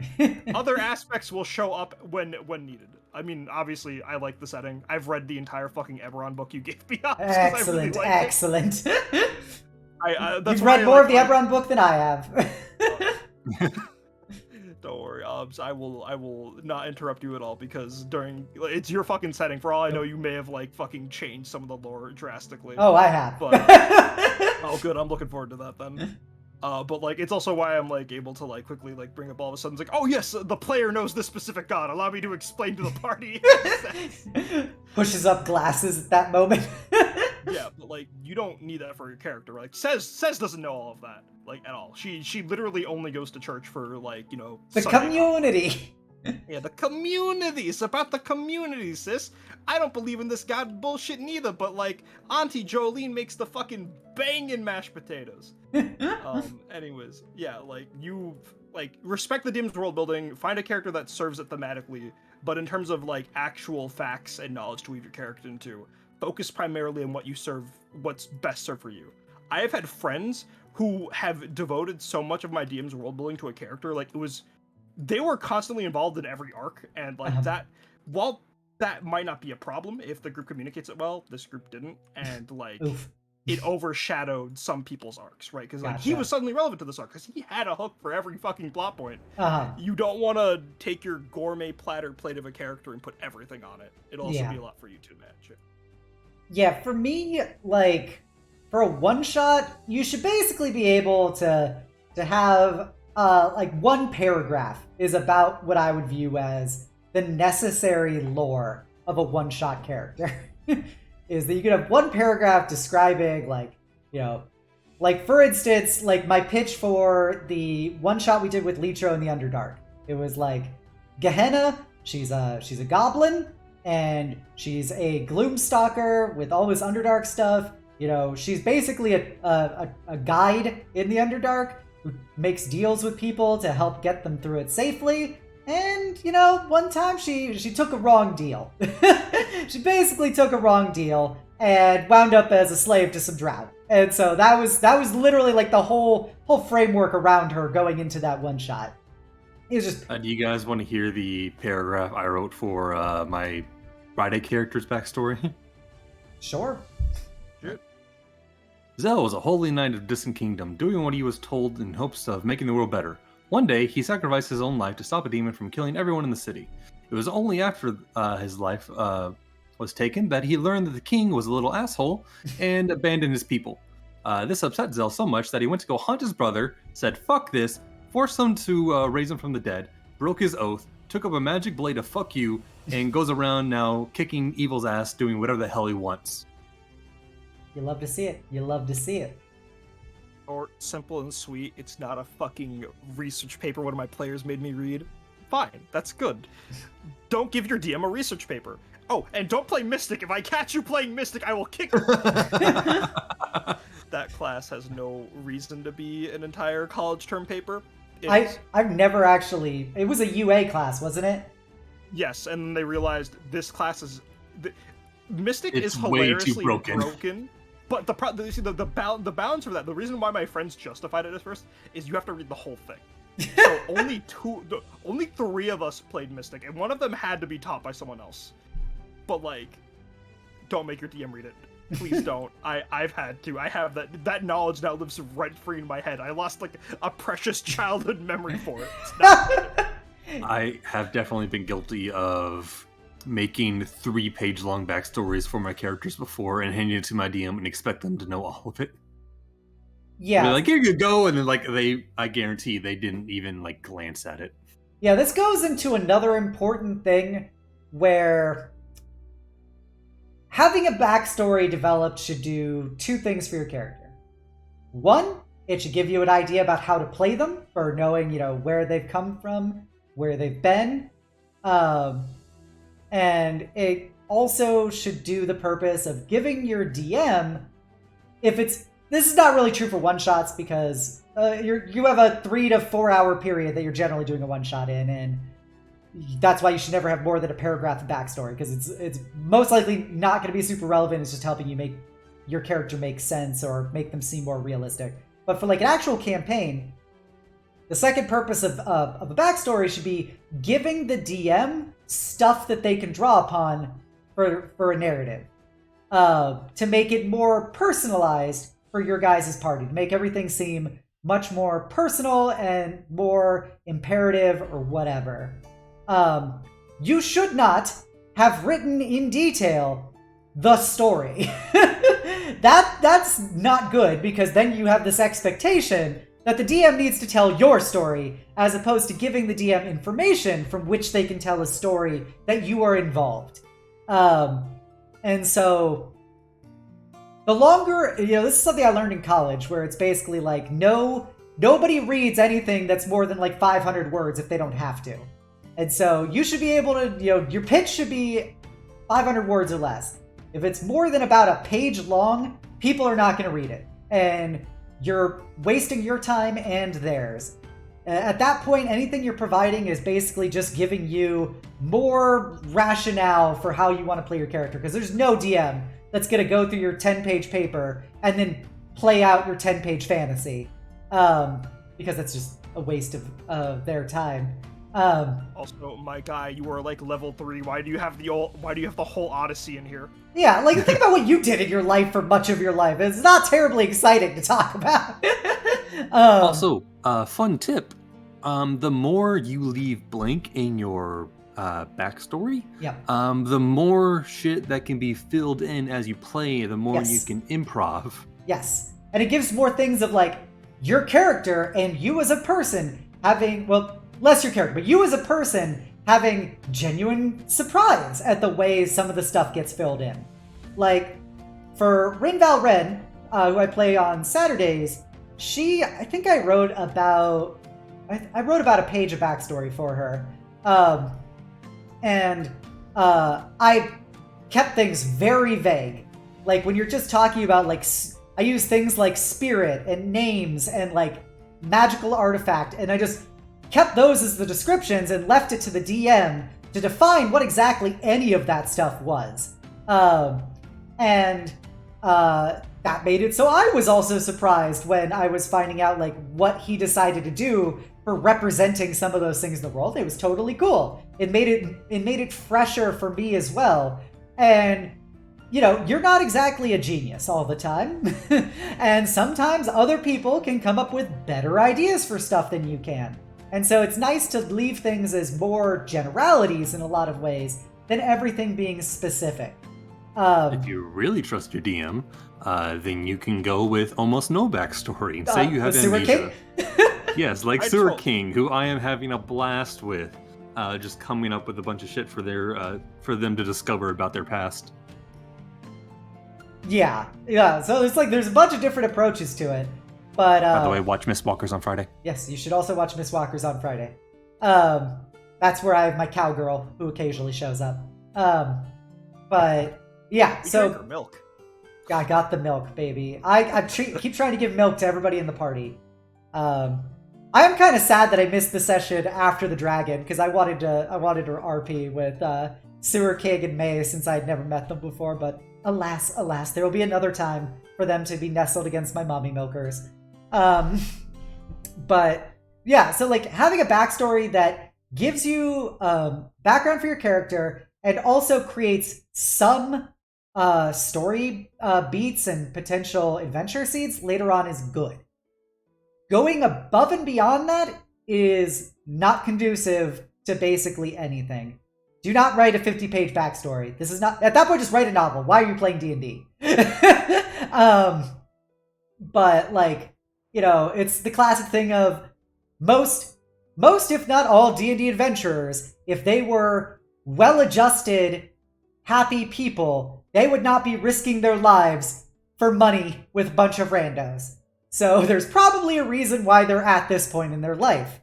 Sometimes they're a bunch of street urchin kiddies trying to fight their way through college. And sometimes they're just a bunch of really rich kids who are basically trying to, you know, get on their family's good graces and stuff by adventuring. But just like creating those kind of frameworks for why you're doing this, and then some beats that can be exploited later on are really cool, especially when it involves like NPCs that are important to your character.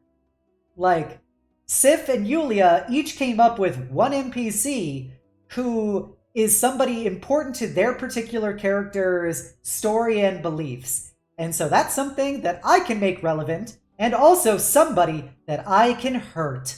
Because that's the best thing about when your characters have things precious to them, you can take them away from them or make them really, really hurt. And that gives a lot of fun, traumatic development for your heroes. Garth in the chat has the right idea. Summarize it in 20 words or less. Yes. Oh, Jedos. Yeah, it was like, although I will say there was the exception. In the other time I've run my Eberron campaign, one of the characters is a half-orc barbarian whose parents are still alive, and they're very happily married. He has a big, like, Amazon mom, and then he's got this, like, human, like, merchant guy, and they're his lovable parents, and they write him letters from home, and he writes back to them. And he basically left home because he's like, I have no potential to become more glorious staying with this tribe. I'm going to get contracted out and go on adventures and try and make some money and get some fame. And so he's a comparatively well-adjusted person for most adventurers.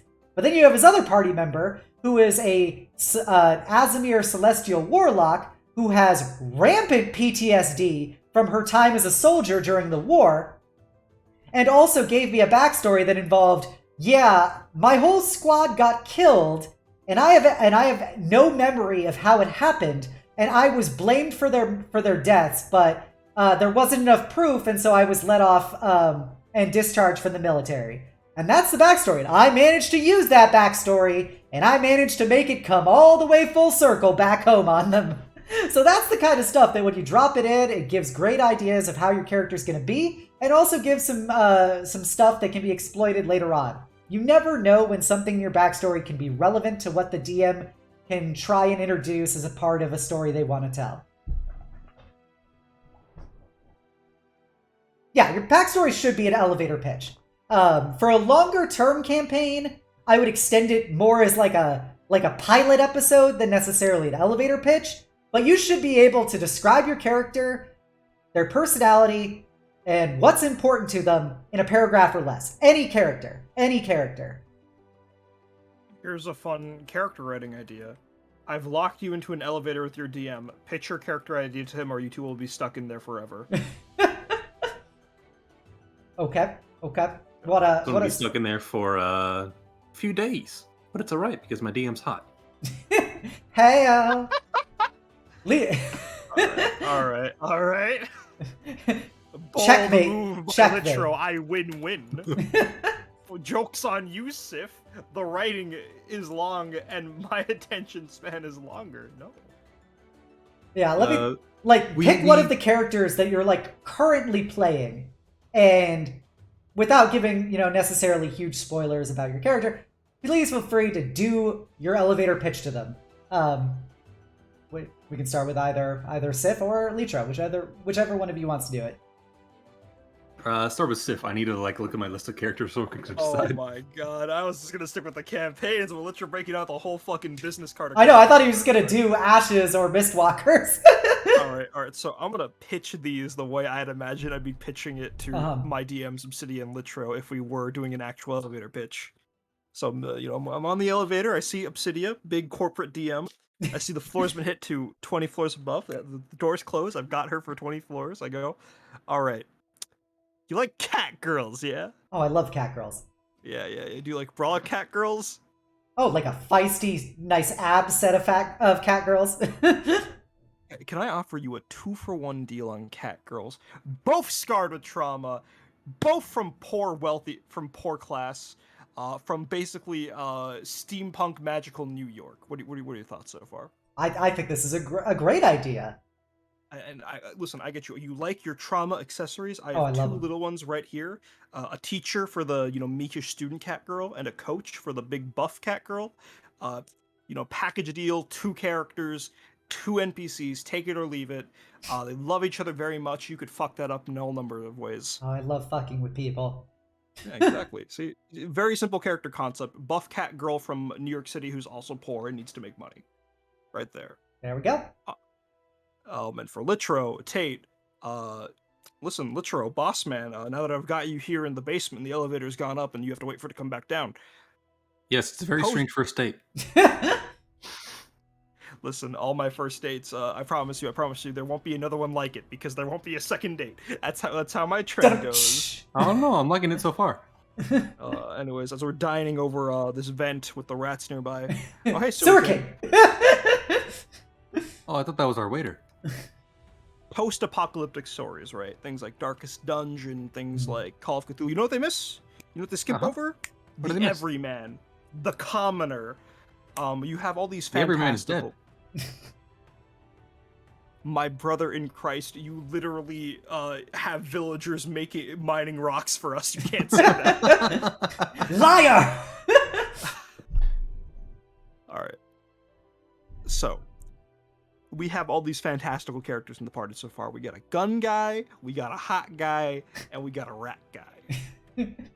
In these apocalyptic settings, you and I both know the common everyman usually doesn't make it, which is why I want to play one. Because if he dies, that's trauma you could use. And if he doesn't die, that is a thematic story for your setting, where it says that it's the same situation as the one bad day comic for Joker. We have one horrible setting, but even in this hellhole of a foggy shower that you've made of a world, the average man could do fine, which is why I'd like to play a farmer.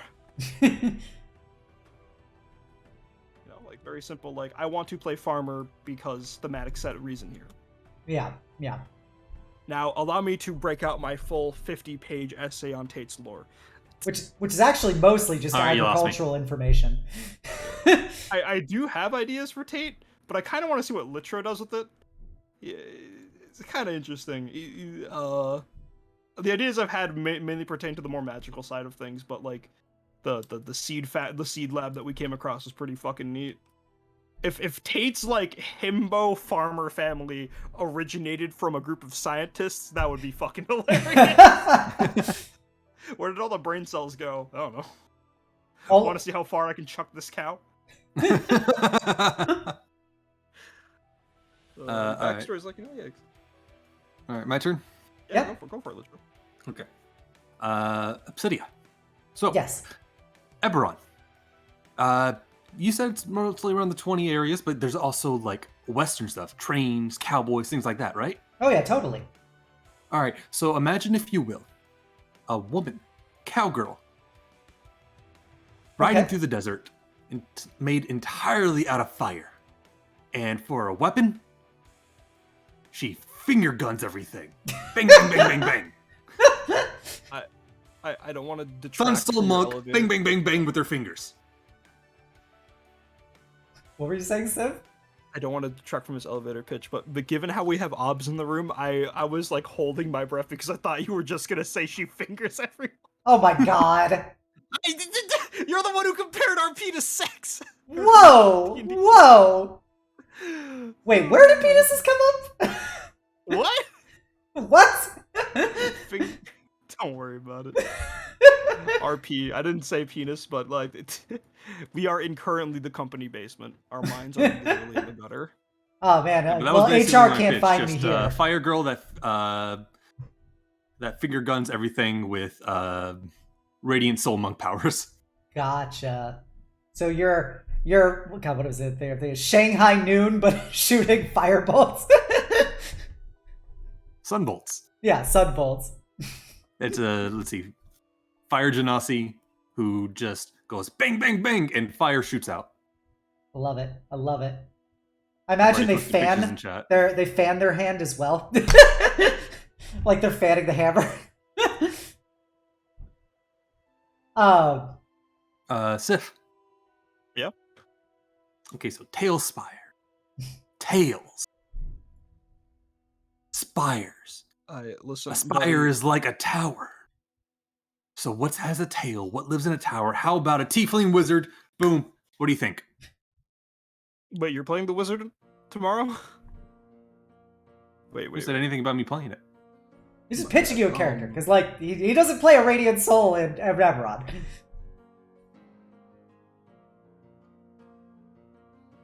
I appreciate you weaving the medium of our gameplay into this elevator pitch, but I'm gonna say, I'm gonna have to say no deal, Shark Tank style. Okay, what if I have to say, what if I added on maybe a little bit more trauma? He has a little scar on his forehead. You don't know what it's from. I don't know what it's from, but you get to come up with that because memories and shit. And past that, also, he has a fascination with bones. All types of bones. And he carries them around in a little bitty bag, and whenever he's ready, he just turns it inside out, and just a wave of skeletons just bursts down in front of him, and then he flies away on bug wings.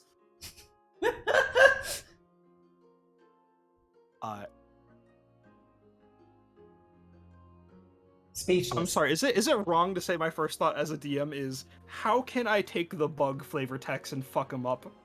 I know it's a disgusting, but I'm like, there's a lot I can do with bugs. I'm going to latch onto that. Yeah, that was the one thing, like, out of everything, I just heard bugs. And I was like, huh. Necromantic bug guy, eh? We got a nice little corpse fly man. Yes.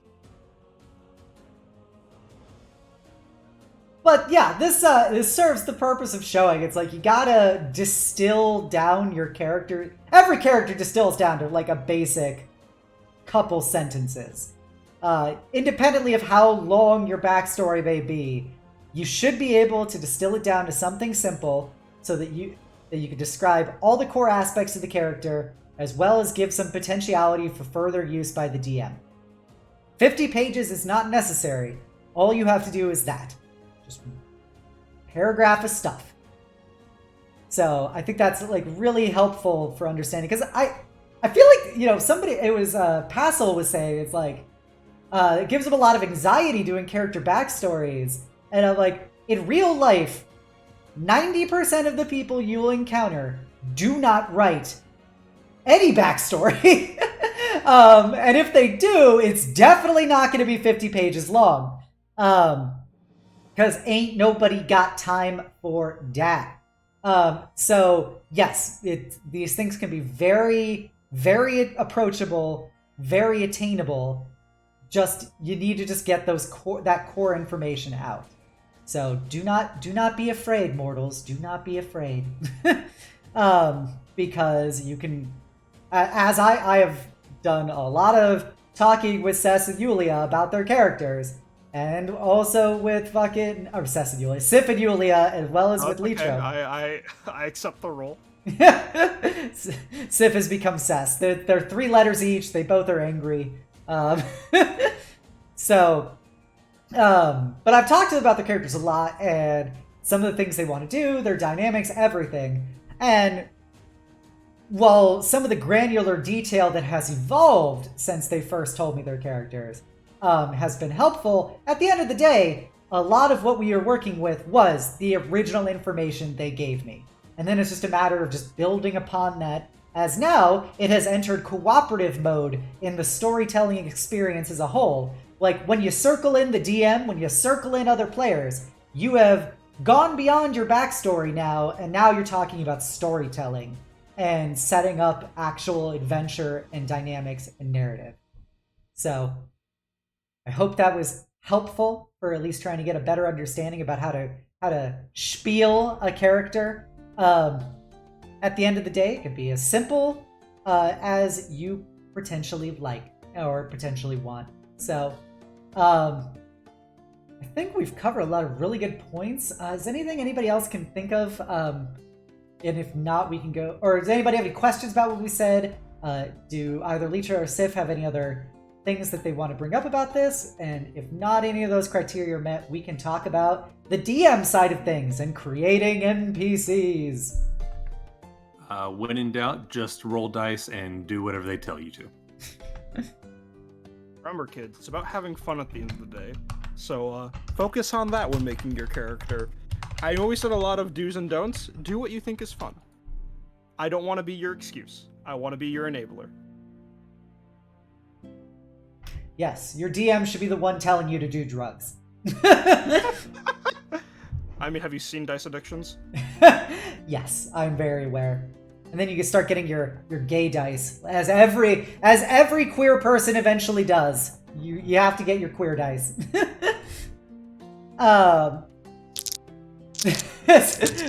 Kliff dice clacking intensifies. All right, yeah. Well, I think if nobody has any questions about that, we can go talking about the DM side of things, making NPCs. So I love making NPCs. I have been, like I said, I've been DMing and playing for like 20 years now. And one of the advantages of being a DM with all the other stuff that goes with it is, as a player, you only get one character. But as a DM, you have all the characters. And so that is a double-edged sword, though, because with great numbers of characters comes great responsibility to actually make them functionally distinct from each other. So one of the things I enjoy is coming up with NPCs and trying to make them interesting. And depending on the NPC, determines kind of how many layers of information you probably need to put on them. Somebody who's really close to the party, who the party is going to be interacting with a lot, they probably need more layers. They probably need to be more complex. Sometimes they might even need to be at the point of being like an actual like an actual party character for the level of complexity they have if they're that intimately acquainted with the party. However, sometimes your NPC can be a spiel of, especially when you get used to doing this a long time and you're making people up on the spot, it just be race, job, voice. And maybe a personality quirk put in. Like, I in Ash's Last War, there was this mole. He was a mole shifter potter, and he had a funny voice that was like nerdy and was kind of blind. And that is all that it took to make that character and to make him memorable.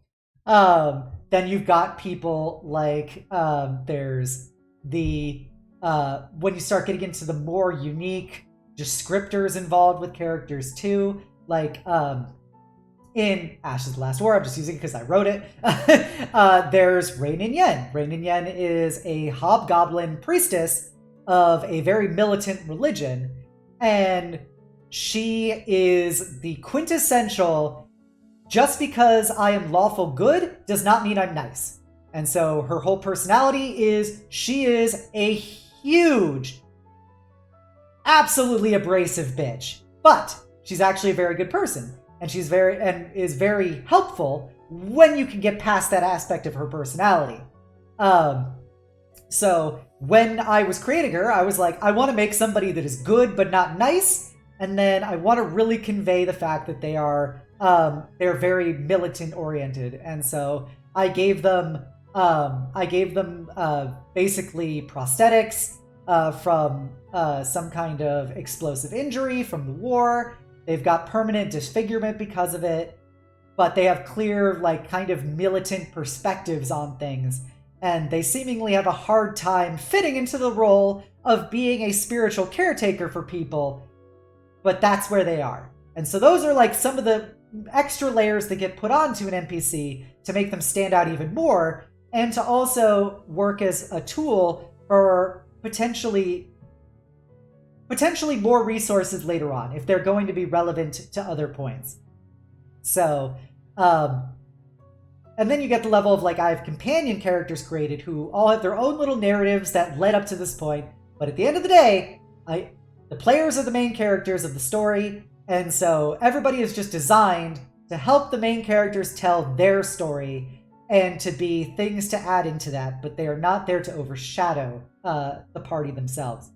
You guys have some thoughts? I do just want to add, and we're probably going to get into this point later, that whilst it is important that you should be ready to give complexity to characters that are definitely going to be close to the party, you have to... Okay, biggest skill for any DM is improv. You're going to have to be ready for when your party decides that Boblin the Goblin is their favorite NPC. You're going to have to be ready to make Goblin... You're going to have to be able to give that character depth. That one-off character you made, suddenly intrinsic to the plot. You gotta be able to roll with it. Yeah. Me make NPCs? I don't know. I'm pretty bad at that. Looks at Adamar, who is like involved in like 2 love triangles now, I think. But never forget that Clovid chose to heal his horse over Adamar. Listen. It's alright. Sir King and Adamar now have a chance. Normal doesn't get in the way. Hold on. To speak for Mari, as we are both proponents of sipping tea, aka drama, I mean, Adamar Cloven could still happen. I'm just saying. Listen, I feel bad for Thaddeus if they broke up, but like, that's some good trauma. This is why I like playing characters that don't. I mean, I don't play romantic-based characters for other reasons, but like, this is a nice side effect. I get to watch all the thing about NPCs is, like Obsidian says, you don't want them to take the spotlight. They are very much, when you look at it through like a writing perspective, think of all NPCs as supporting cast. They are there to help the heroes, help them develop more. And that's what you have to think about when you're creating them. How can this NPC like personality and objectives bounce off the players so the players have more of a chance to grow, as well as possibly doing a little bit of influence and cause some intrigue or develop things more, not just the characters but also the plot, as well as anything else that might be going on. And they're also really good for world building as well. Yeah. For how your NPCs act and how they are, greatly change the perspective of the players on how the world works. If you're going for like a gritty, dark world, but all your NPCs are really peppy and happy, that throws the entire view of the world out of balance. I don't know. I'm trying to get the right words going. Improv. We just talked about this.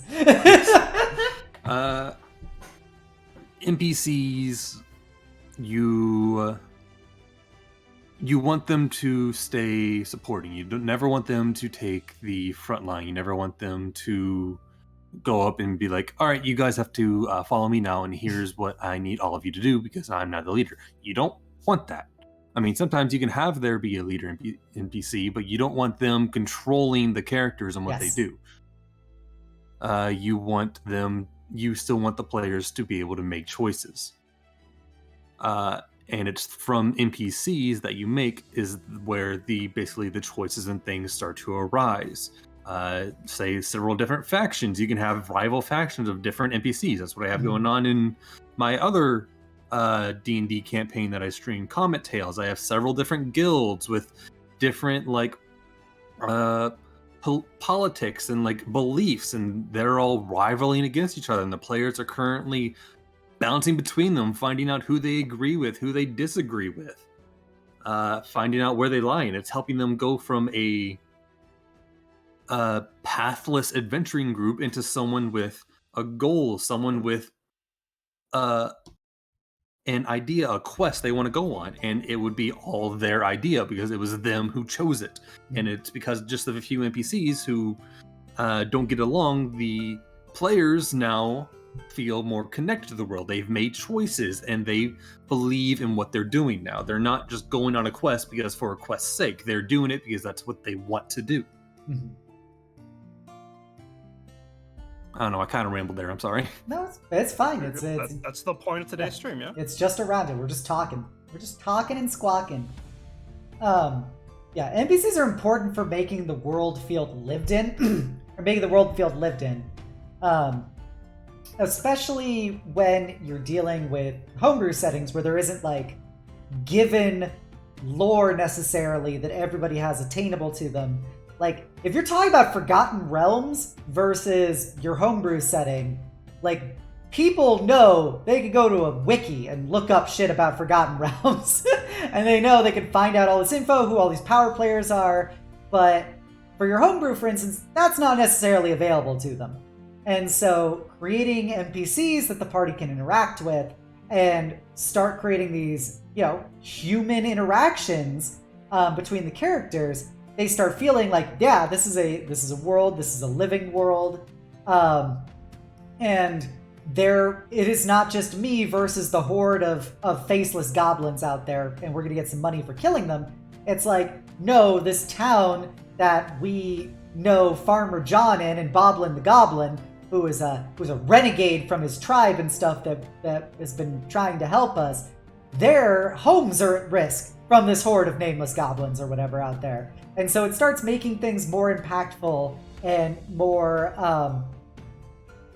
connections for the party, really. Because if you don't provide these kind of frameworks for the party to feel connected to the world and invested in the world and its people, you get murder hobos.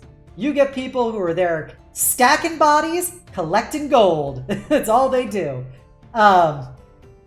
Hey, if people want to do fucking fan art of Larissa is a beloved character to me, despite the fact that she is my least favorite out of all of the people that I created for this campaign. I love Larissa, everybody's favorite harpy with her Valley Girl voice. I'm excited to RP more with her. Yes, you will get plenty of Larissa. Some would say too much of Larissa, but that is just enough Larissa in Larissa's mind. But yeah, and so you kind of take these things and it makes it more connected. That's like one of the big reasons why I started introducing NPC companions into my campaigns that I run, is because it creates an intrinsic connection between the party and someone else who's basically an outsider at the table because they're not one of the 4+ people gathered around, but there's somebody that is tied to the party and invested in the party, and the party will hopefully become invested in them. And they also provide an outlet to explore other aspects of the world that maybe the party would not provide on their own. For instance, in Ashes of the Last War, nobody in the party is from Drome, the Monster Kingdom. So having people that they get close to in the party that start providing some of the ways to view into that society, to view into the issues they face, is important because it makes it more realistic and it makes it more important to the party. Instead of them just doing it for the sake of doing it, now they're doing it because this matters to them. And you could also...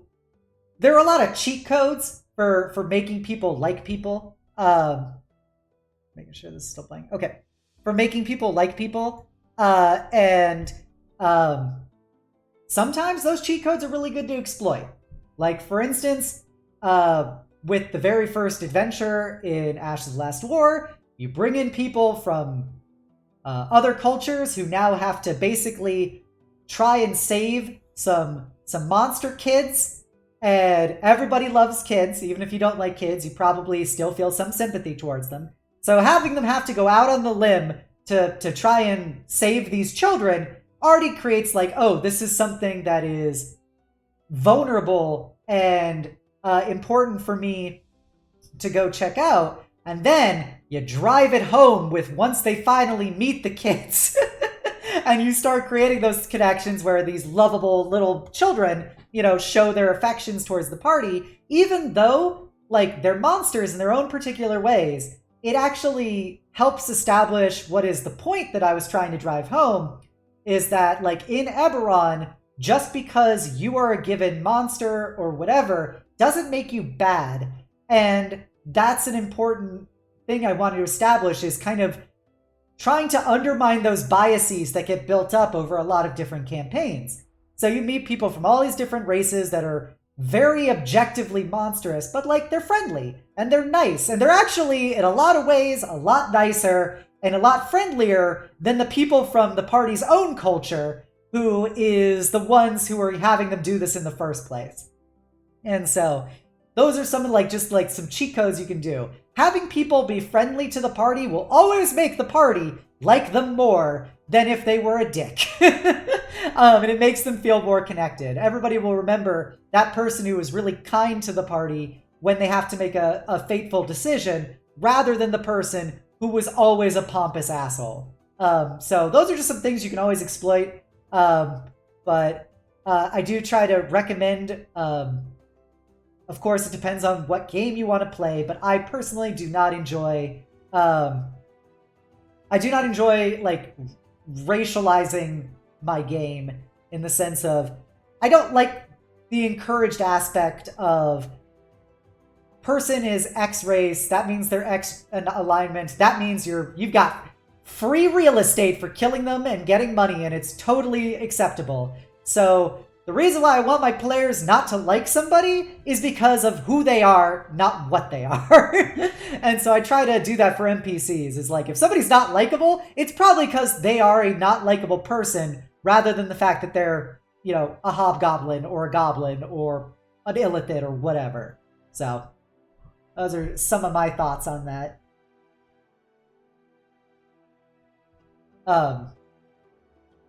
Timmy the Drow? No, he's good. He's fine.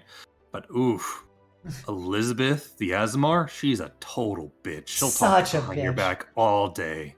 Have you ever met somebody who's sufficiently religious in real life? But another great thing that I find is for your NPCs is what's it called? Downtime with them. And like that's another thing for making NPCs more important to the party, and making the impacts of the world more important to the party, is give the party a chance to just be around these people, to make them like a regular facet of the party's life. For example, for NPC companions that I do, like, these are people who now like hang out with you in your house, and like when you're not going on a quest or something, they're talking to you. They're like hanging out with you. You guys can go do spa days together. You can go get coffee. It doesn't matter. All of those were actual things that people did with their companions in other campaigns I played in. So, like, you gotta give them those time to actually hang out with the NPCs and make them not just Steve the quest giver, but it's like, oh yeah, that's Steve Bartholomew. He's got his 3 kids. He invites the party to dinner every Wednesday. His wife is named Margaret, that kind of stuff. So like, players will put in the bare minimum in emotional investment in an NPC they will only see once. So one thing I really like to do is, if there is a significant NPC they go to a bit, I often give them a kind of like a companion quest. Yeah. Where the NPC starts to trust the adventurers enough to like open up a bit more, and they tell them about something that's wrong, to the point where the adventurers can do something to help, either by collecting an item, going to a certain location, and by doing that, not only does it connect the players to the NPC more, but it also increases the relationship between the NPC and the players opening options up for like something more. Like say they help out the local blacksmith, and the blacksmith is like, oh, I'm so grateful, but now since you've done my quest, I can do this for you. Or you've done really well, here, let me reward you with this awesome thing. Just like tiny little side things that unlock more for them and help them bond to the NPC as well. Yeah, like if in chat, if you guys feel the desire to, bring up some of the most memorable NPCs from your time playing D&D and what made them memorable and what made them important to you both as a player and to the character. I think that's kind of helpful to demonstrate this. And Litro, like, trying to fucking spoil the future of Ashes of the Last War when you get NPC companions and they all have companion quests you unlock. Gosh, now you know that's gonna happen. You just told me. Yep.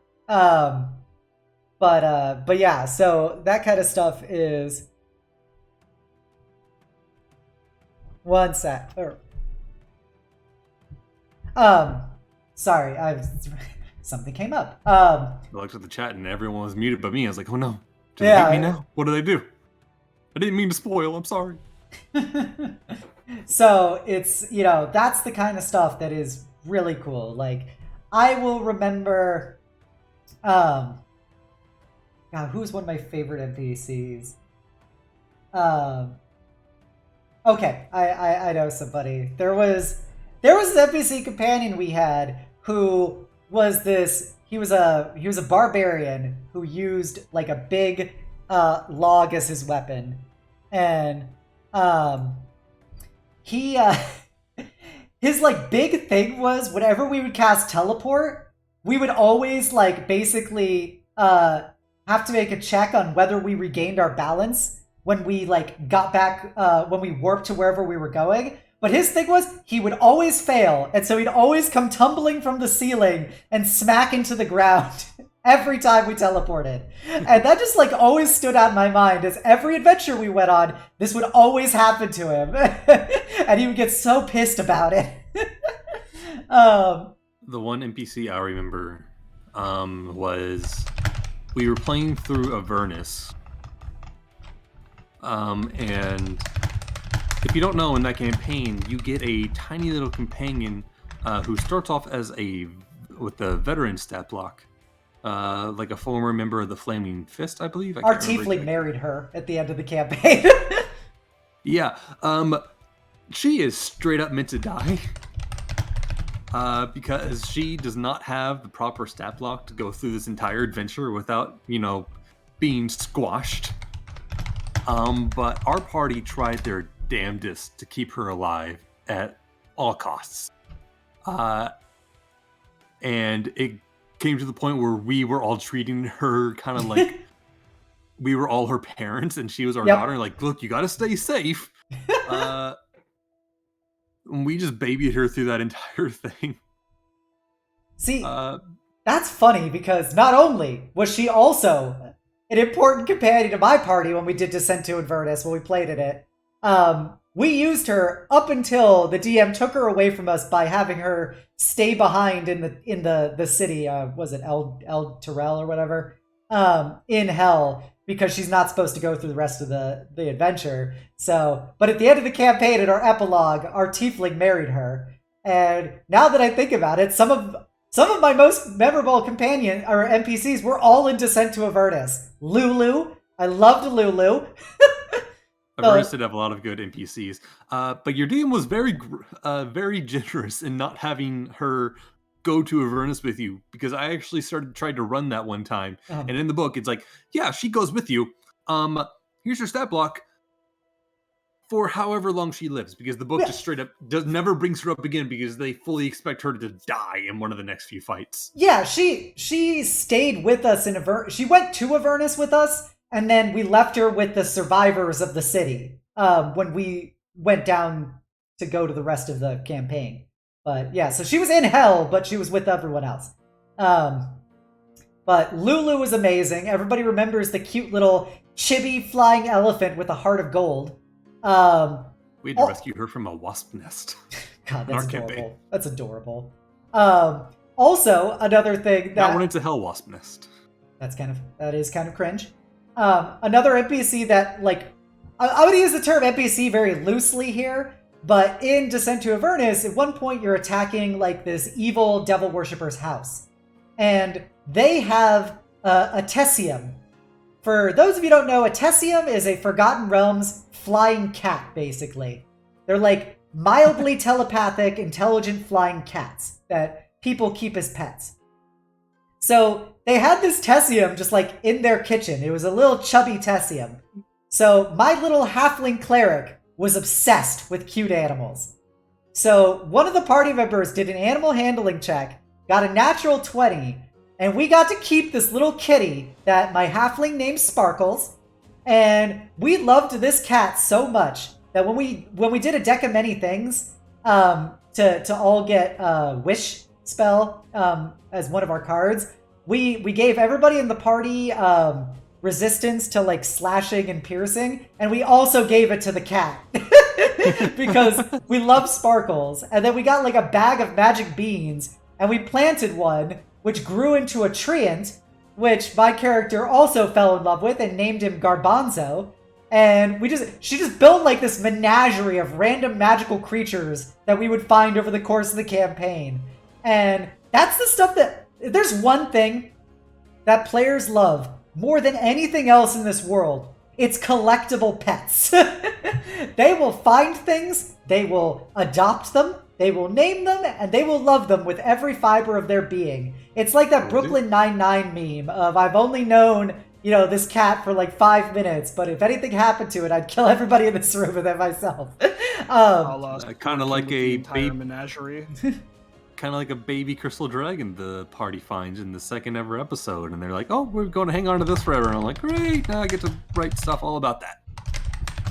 By the way, Sif, what do you have? Do you have any NPCs that you fell in love with? Any really memorable ones that you can think of off the bat? As a player? Okay, this is going to be embarrassing. This is very embarrassing. This is like high school romance level embarrassing, so get your cringe popcorn out. I was a young man, fresh to role-playing, and one of my friends egged me on to try romancing an NPC. And I was like, alright, I'll give it a try, whatever, I'll give most things a try. And I had my character fall for a Gnoll samurai, who, if you don't know gnolls, they're hyena people, and my character liked her because she, saved his life because he was unconscious, right? But then, like, I wasn't RPing it well, I wasn't doing it right, I was mixing, like, pervy RP with, like, humorous RP, I didn't know how to do it. I don't like romance, it's a mess for me. But, I basically made the clear decision as character, just outright tell her, hey, listen, I had a crush on you, but I didn't know how to handle that, so I'm just not going to do it. Anyways, thanks for your time. And then as I turn around, my DM, knowing that I've had trouble this entire time, takes the Gnoll NPC, has her beat my ass, and lecture me on how to properly talk to a person. And then I fell for her as a player, because I'm like, fuck! A woman that can beat me up? Hell yeah! As a DM, one of the favorite NPCs I've ever had the pleasure of role-playing was the Goblin Chief. And I don't know if you guys have heard of this module called Weeby Goblins. No, I haven't heard of it. It is a fun, purely comedical one-shot module about just playing goblins. And every DM I've seen it takes it and turns up the hilarity up to like 20. Because it's stupid, right? Like that's how I found some of my favorite D&D groups. It's how stupid you can make the one shot because you are all playing 3 goblins, and the big encounter is a spider because you're trying to get fireworks. Actually, I do think I've heard of this now. Yeah. Yeah, I can always show a VOD later of it. I fucking love that one shot. I kind of want to run it for the group one day, but I want to let the group ferment a little bit till we hit peak comedy, Yeah. Peak stupidity, because when we play together, we're all pretty lawful good, but like this is definitely a chaotic neutral one shot. There is no plot, and I don't want to like leave people out there without a hook. But I enjoyed it because I basically was playing an NPC whose entire job was to be that chaotic neutral party member looking at the party and going, listen, your friend said that was a stupid idea. Me, I think that's a very good idea. Do it. No consequences will happen. I like enabling my players to be stupid. So playing an NPC whose entire role was very nice. Yeah, some of my favorite NPCs to play have been, like, well, many of them are in Ashes of the Last War. So I don't want to go into too much detail about them, but you do know Larissa. I love Larissa. She started off as like, I just wanted to make a ditzy harpy bard. I watched Monster Musume and I'm like, this is a character that needs to exist. But I'm going to make her less that bird-brained and just really ditzy party girl, airhead, valley girl. And I fucking love her. Like, her just wanton disregard of everything and just telling it like it is to everybody in the party. Just like a person who has no filter, basically, is the definition of Larissa. And I love playing her. And you will only get to see more of her as the campaign progresses, but she's just an example character that was somebody that was kind of just... She's a comic relief character, which funnily enough ends up being one of the favorite NPCs out of every time I've done this campaign. So I love her. There was another guy that I played in a campaign when I was in high school for a setting called Iron Kingdoms. And in Iron Kingdoms, there's one of the nations is basically like steampunk Russia. And so the party was predominantly from steampunk Britain, who was their sworn enemies. And they would meet this NPC occasionally named Vanya, who was basically this Russian sniper. And his like reoccurring joke was he would always like bring in the party, they'd have drinks together, and then he'd threaten to kill them one day down the line. And he would always joke with one of the party members about how huge his penis was. And his go-to was they use it to measure artillery increments. And that just made the party fucking loved this guy, even when he actually did make good on his promise and had to try and kill them at one point during the war. But they basically, you know, they fought against him, and then they basically all kind of just like shook it out later on. But that kind of stuff was just like, there was something about his personality that was just very distinct for the party, and they loved him. As a DM, my favorite NPC role playing, I'm a hopeless romantic. Oh. So I love making like romanceable NPCs. I know it's the player choice, but I still love making very flirtatious. All NPCs are romanceable unless told otherwise. Yes. So I love being able to be like make an NPC and then cause panic among the players. Just like me playing Sapphire and constantly teasing Tate.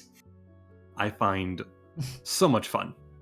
Again, it's completely up to Tate. Be like, oh, Tate doesn't care about her. Just like sees her as a big sister, as a friend, whatever. Tate cares. It's just like I've said before, like this is a post-apocalyptic setting, and in like a day-to-day struggle, it's not what. Unfortunately, it's not one of the first things he thinks of. Obviously, there are examples of characters that like, oh, we're gonna die out. I must find a mate or some shit. Yep. A little tater tot. Yeah. But yeah, I like playing romantic characters. My other favorite NPCs to play are the complete bad shit crazy ones. Oh yeah, crazy is always fun.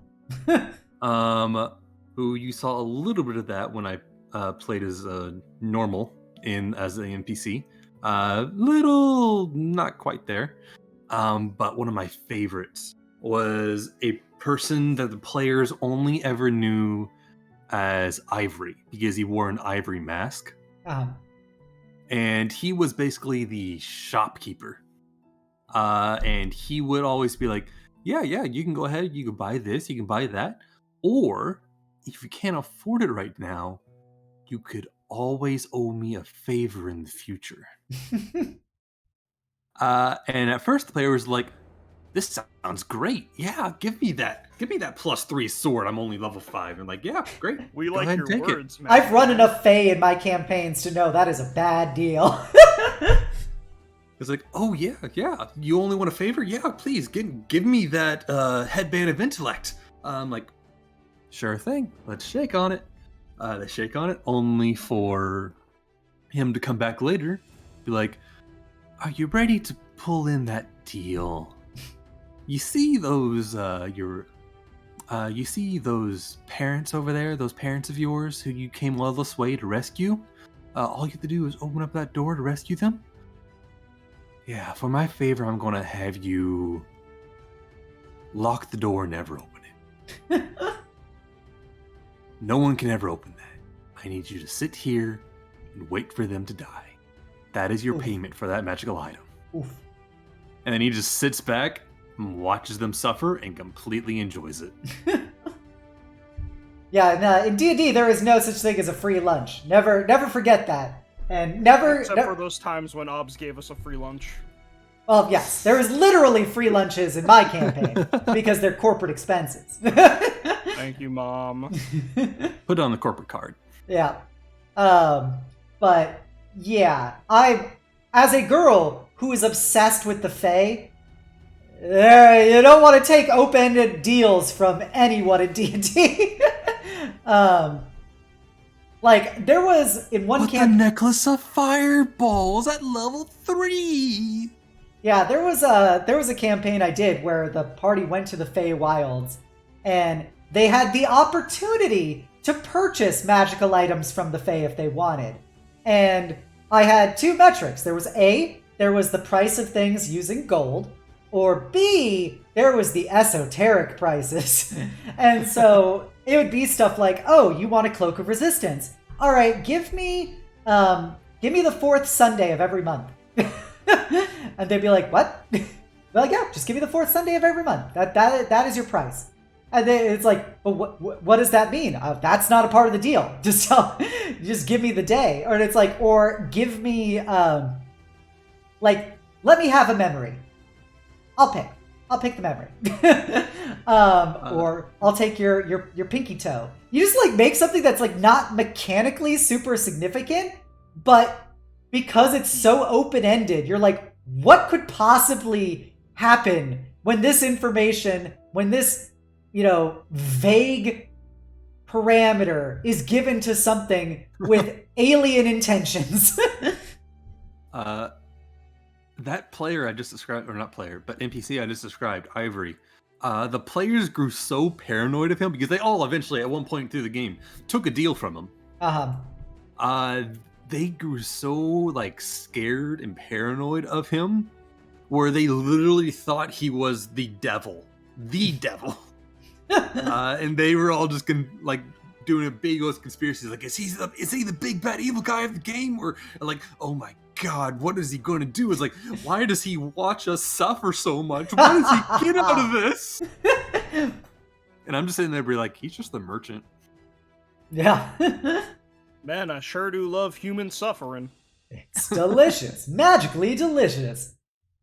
Yeah, and that's another good thing about NPCs is you're fully allowed to have absolutely evil NPCs, and you're allowed to have absolutely good NPCs. But it's really fun when you mix and match.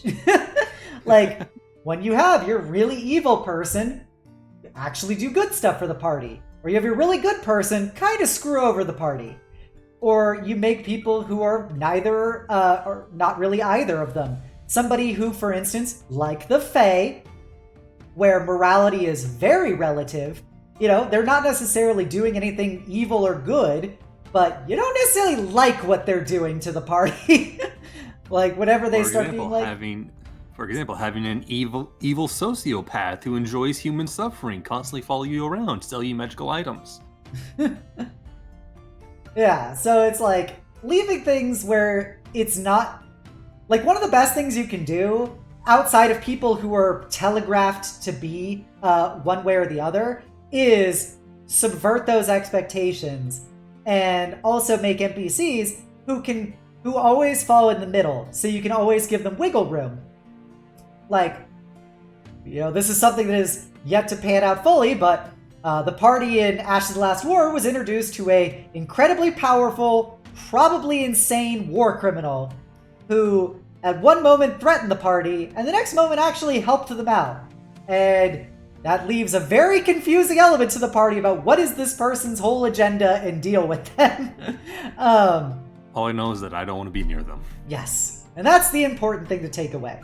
But also just having people like I just love the Fae. Like, I have a whole tirade I did about the Fae in another stream that you can watch on YouTube, where I talk about why I love them as outsiders, because they don't fall under any preconceived alignment notions, so the party can't prepare themselves for an interaction truly. They're not inherently good, they're not inherently evil, you don't feel justified one way or the other, but they are always inherently the Fae. As a DM, I love the Fae. As a player, I hate them more than anything. Yes, that is, and that's my opinion, the best sentiment towards the Fae. They are worse than any devil or demon could ever be, because at least devils and demons are predictable. Yeah. And that's why they're fun. I play under the thing of they have very specific rules that apply to them, for how they function. But aside from those rules, they basically can do what they want.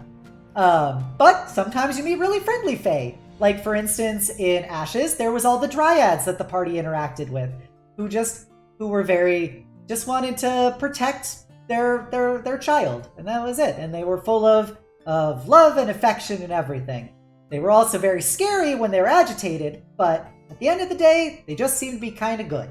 Reminds me, was there any time fuckery when we exited that forest last time?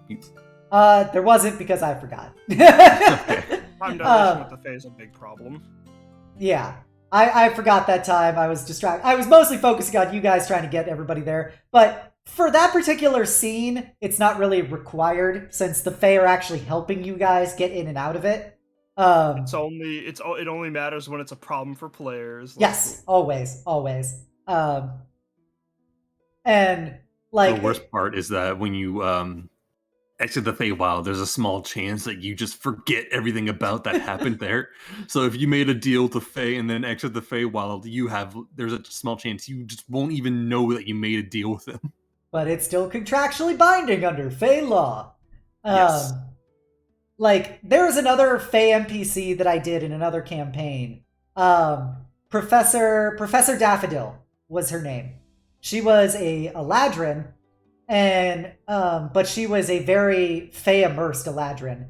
So when they interacted with her, because they had questions about Fey stuff, so they went to this university and they talked to her.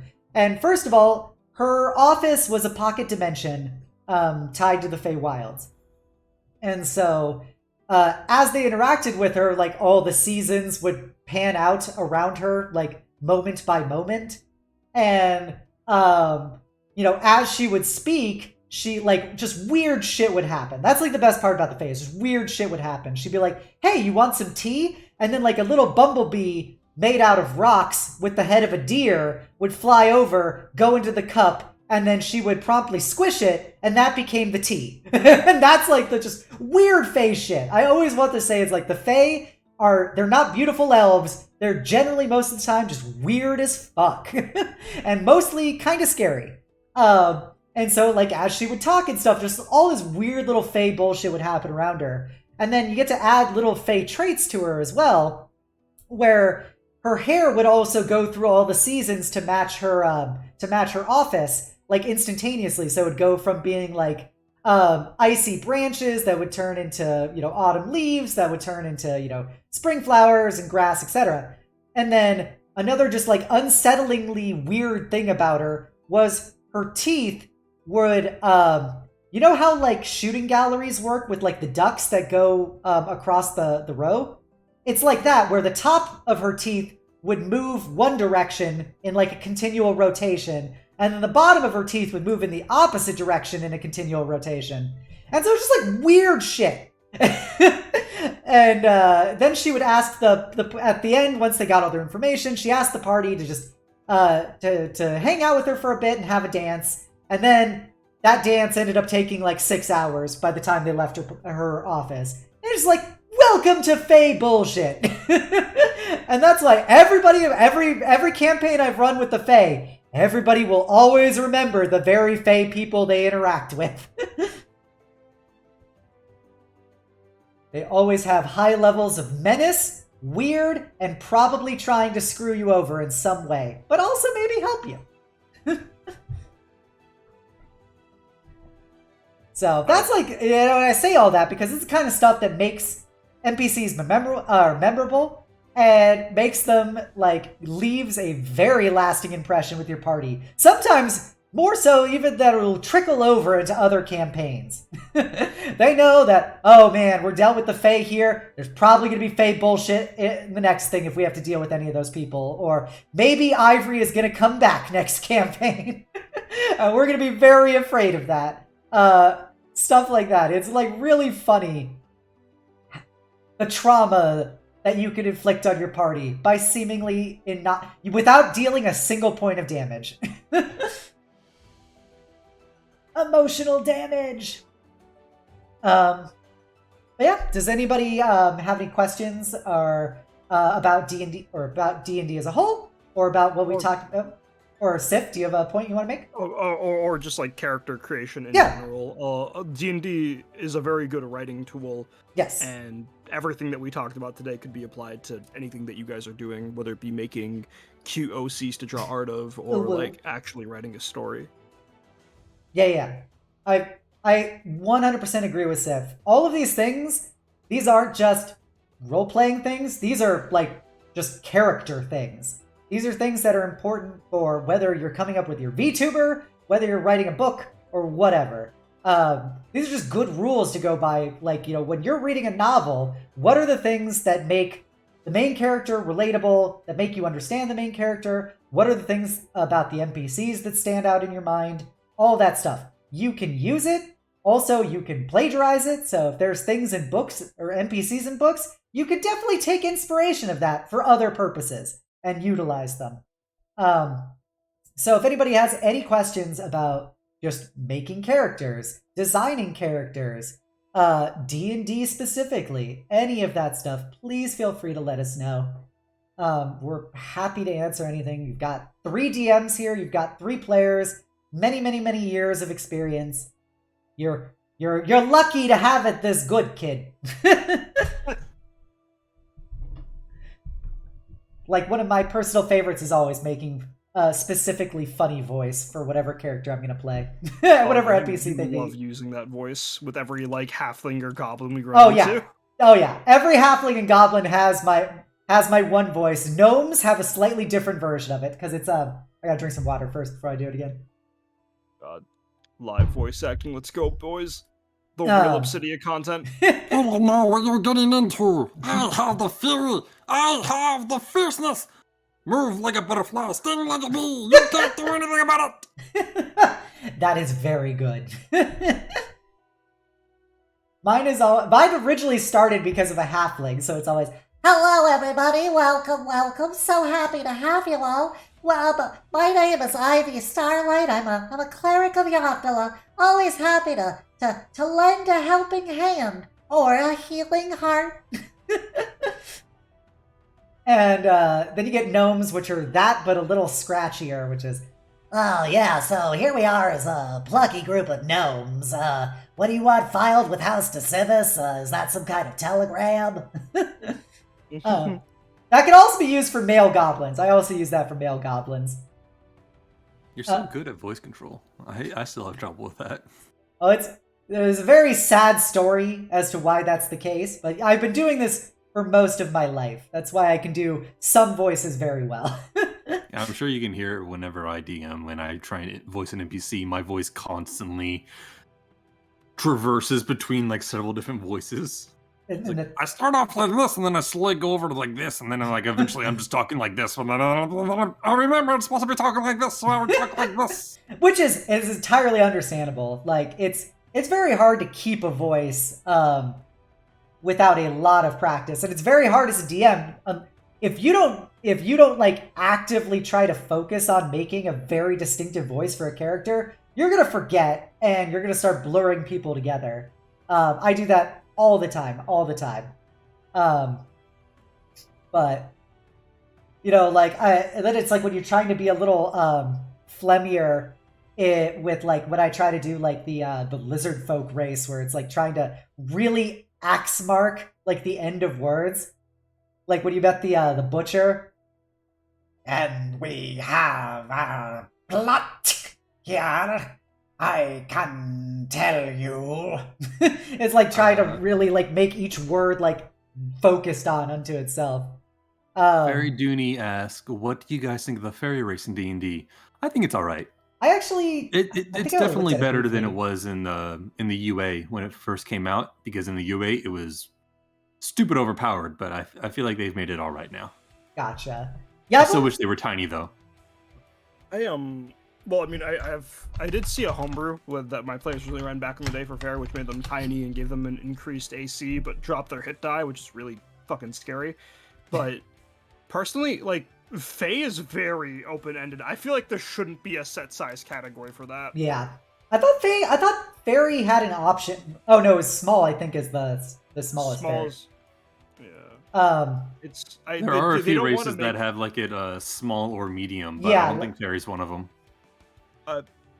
Which is weird because you see all the pixies, and the pixies are tiny. I don't know why fairies can't be tiny. It's because mechanically they don't really have a way to do tiny for player races. Just like they don't have a way to do actual large for player races.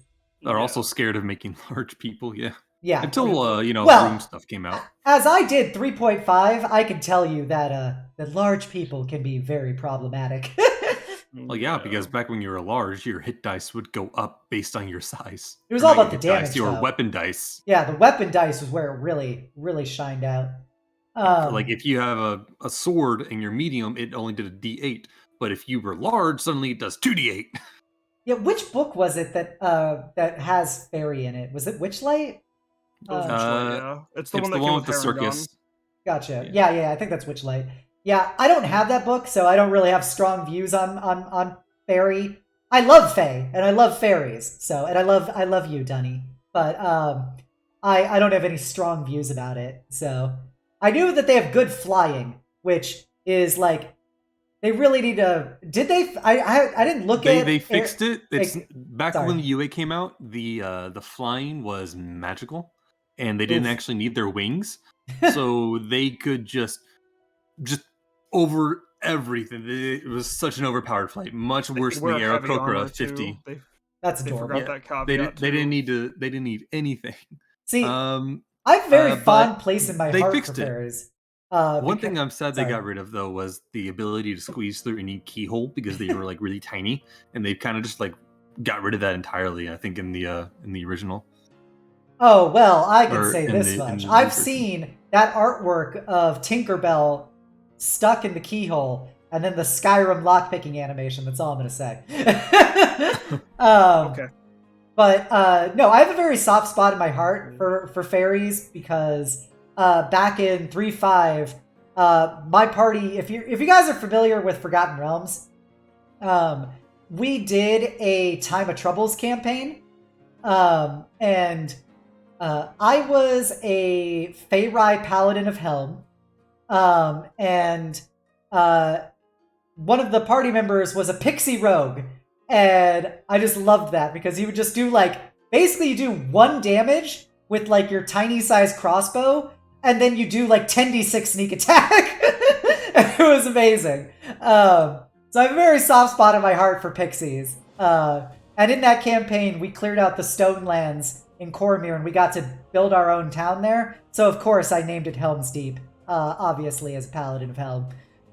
Reading through like 3.5 and stuff, I love the idea of tinier races playing a tiny race through that. Yes. Because yes, they do less damage, and they're like they don't have as much like hit dice or anything. Yeah. But I still love it because they just get like so much more mobility and like extra AC, I think, because they're harder to hit. Yeah, harder to hit. Yeah. Yeah. Yeah, I would love to play a fairy in 3.5, and I'm sad that they've gotten rid of that like size differentiation.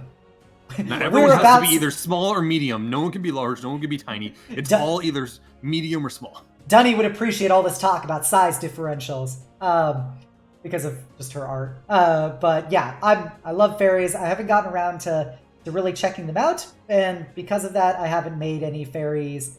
I just have lots of NPC fae of all kinds of shapes and sizes. For D&D, like for a newbie as a whole, as a DM, number one, biggest tip, have fun. At the end of the day, it is more important that everybody has fun than a given rule is followed, a given fight plays out a certain way, whatever. Like, always be focused on having fun and making sure your players are having an enjoyable experience with the story. You do an awesome final attack on the boss, and it looks rad. But then some guy's like, "Oh, sorry, you shouldn't have been able to do that because there was some grease on the floor right there." Yeah. Don't be that asshole. Also, like, feel free to kill off NPC or bad guys when it's thematically appropriate. Like, if a suitably epic moment happens and the NPC only has like 2 hit points left, you could probably feel free just to kill him off for that big critical attack that the character got, rather than be like, sorry, you gotta do those last 2 HP, bro. Or if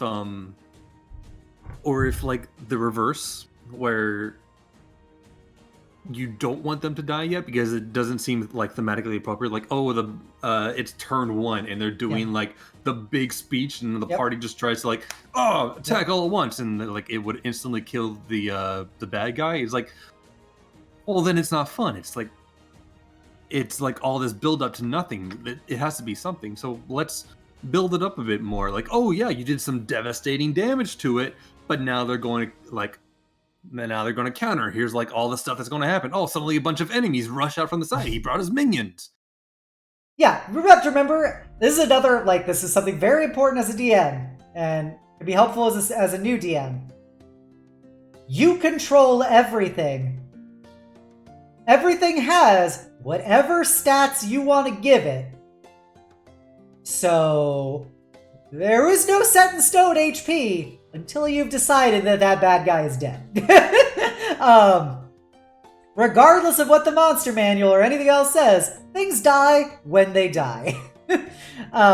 So yeah, just remember, it's like, you have control over this. Like, it's the same thing with when people complain. It's like, oh man, my player's got all these super powerful magic items and stuff, and it's totally unbalanced my game. And I'm like, my brother in Christ, you gave them those magic items.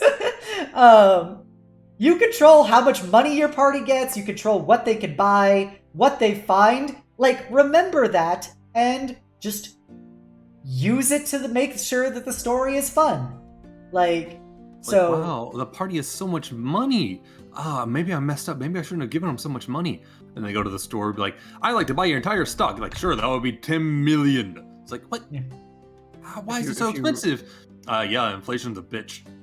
If you really want to fuck with your players, here is a classic Sif maneuver. Oh. Give them a fuck ton of gold, and then like have them go to a new nation at the end of this quest, and then they're so excited to spend gold at this new nation. Bam! Electrum is the only currency they use. How fucking dare you use Electrum? It's cool. I like it. Electrum is the antithesis of good D&D.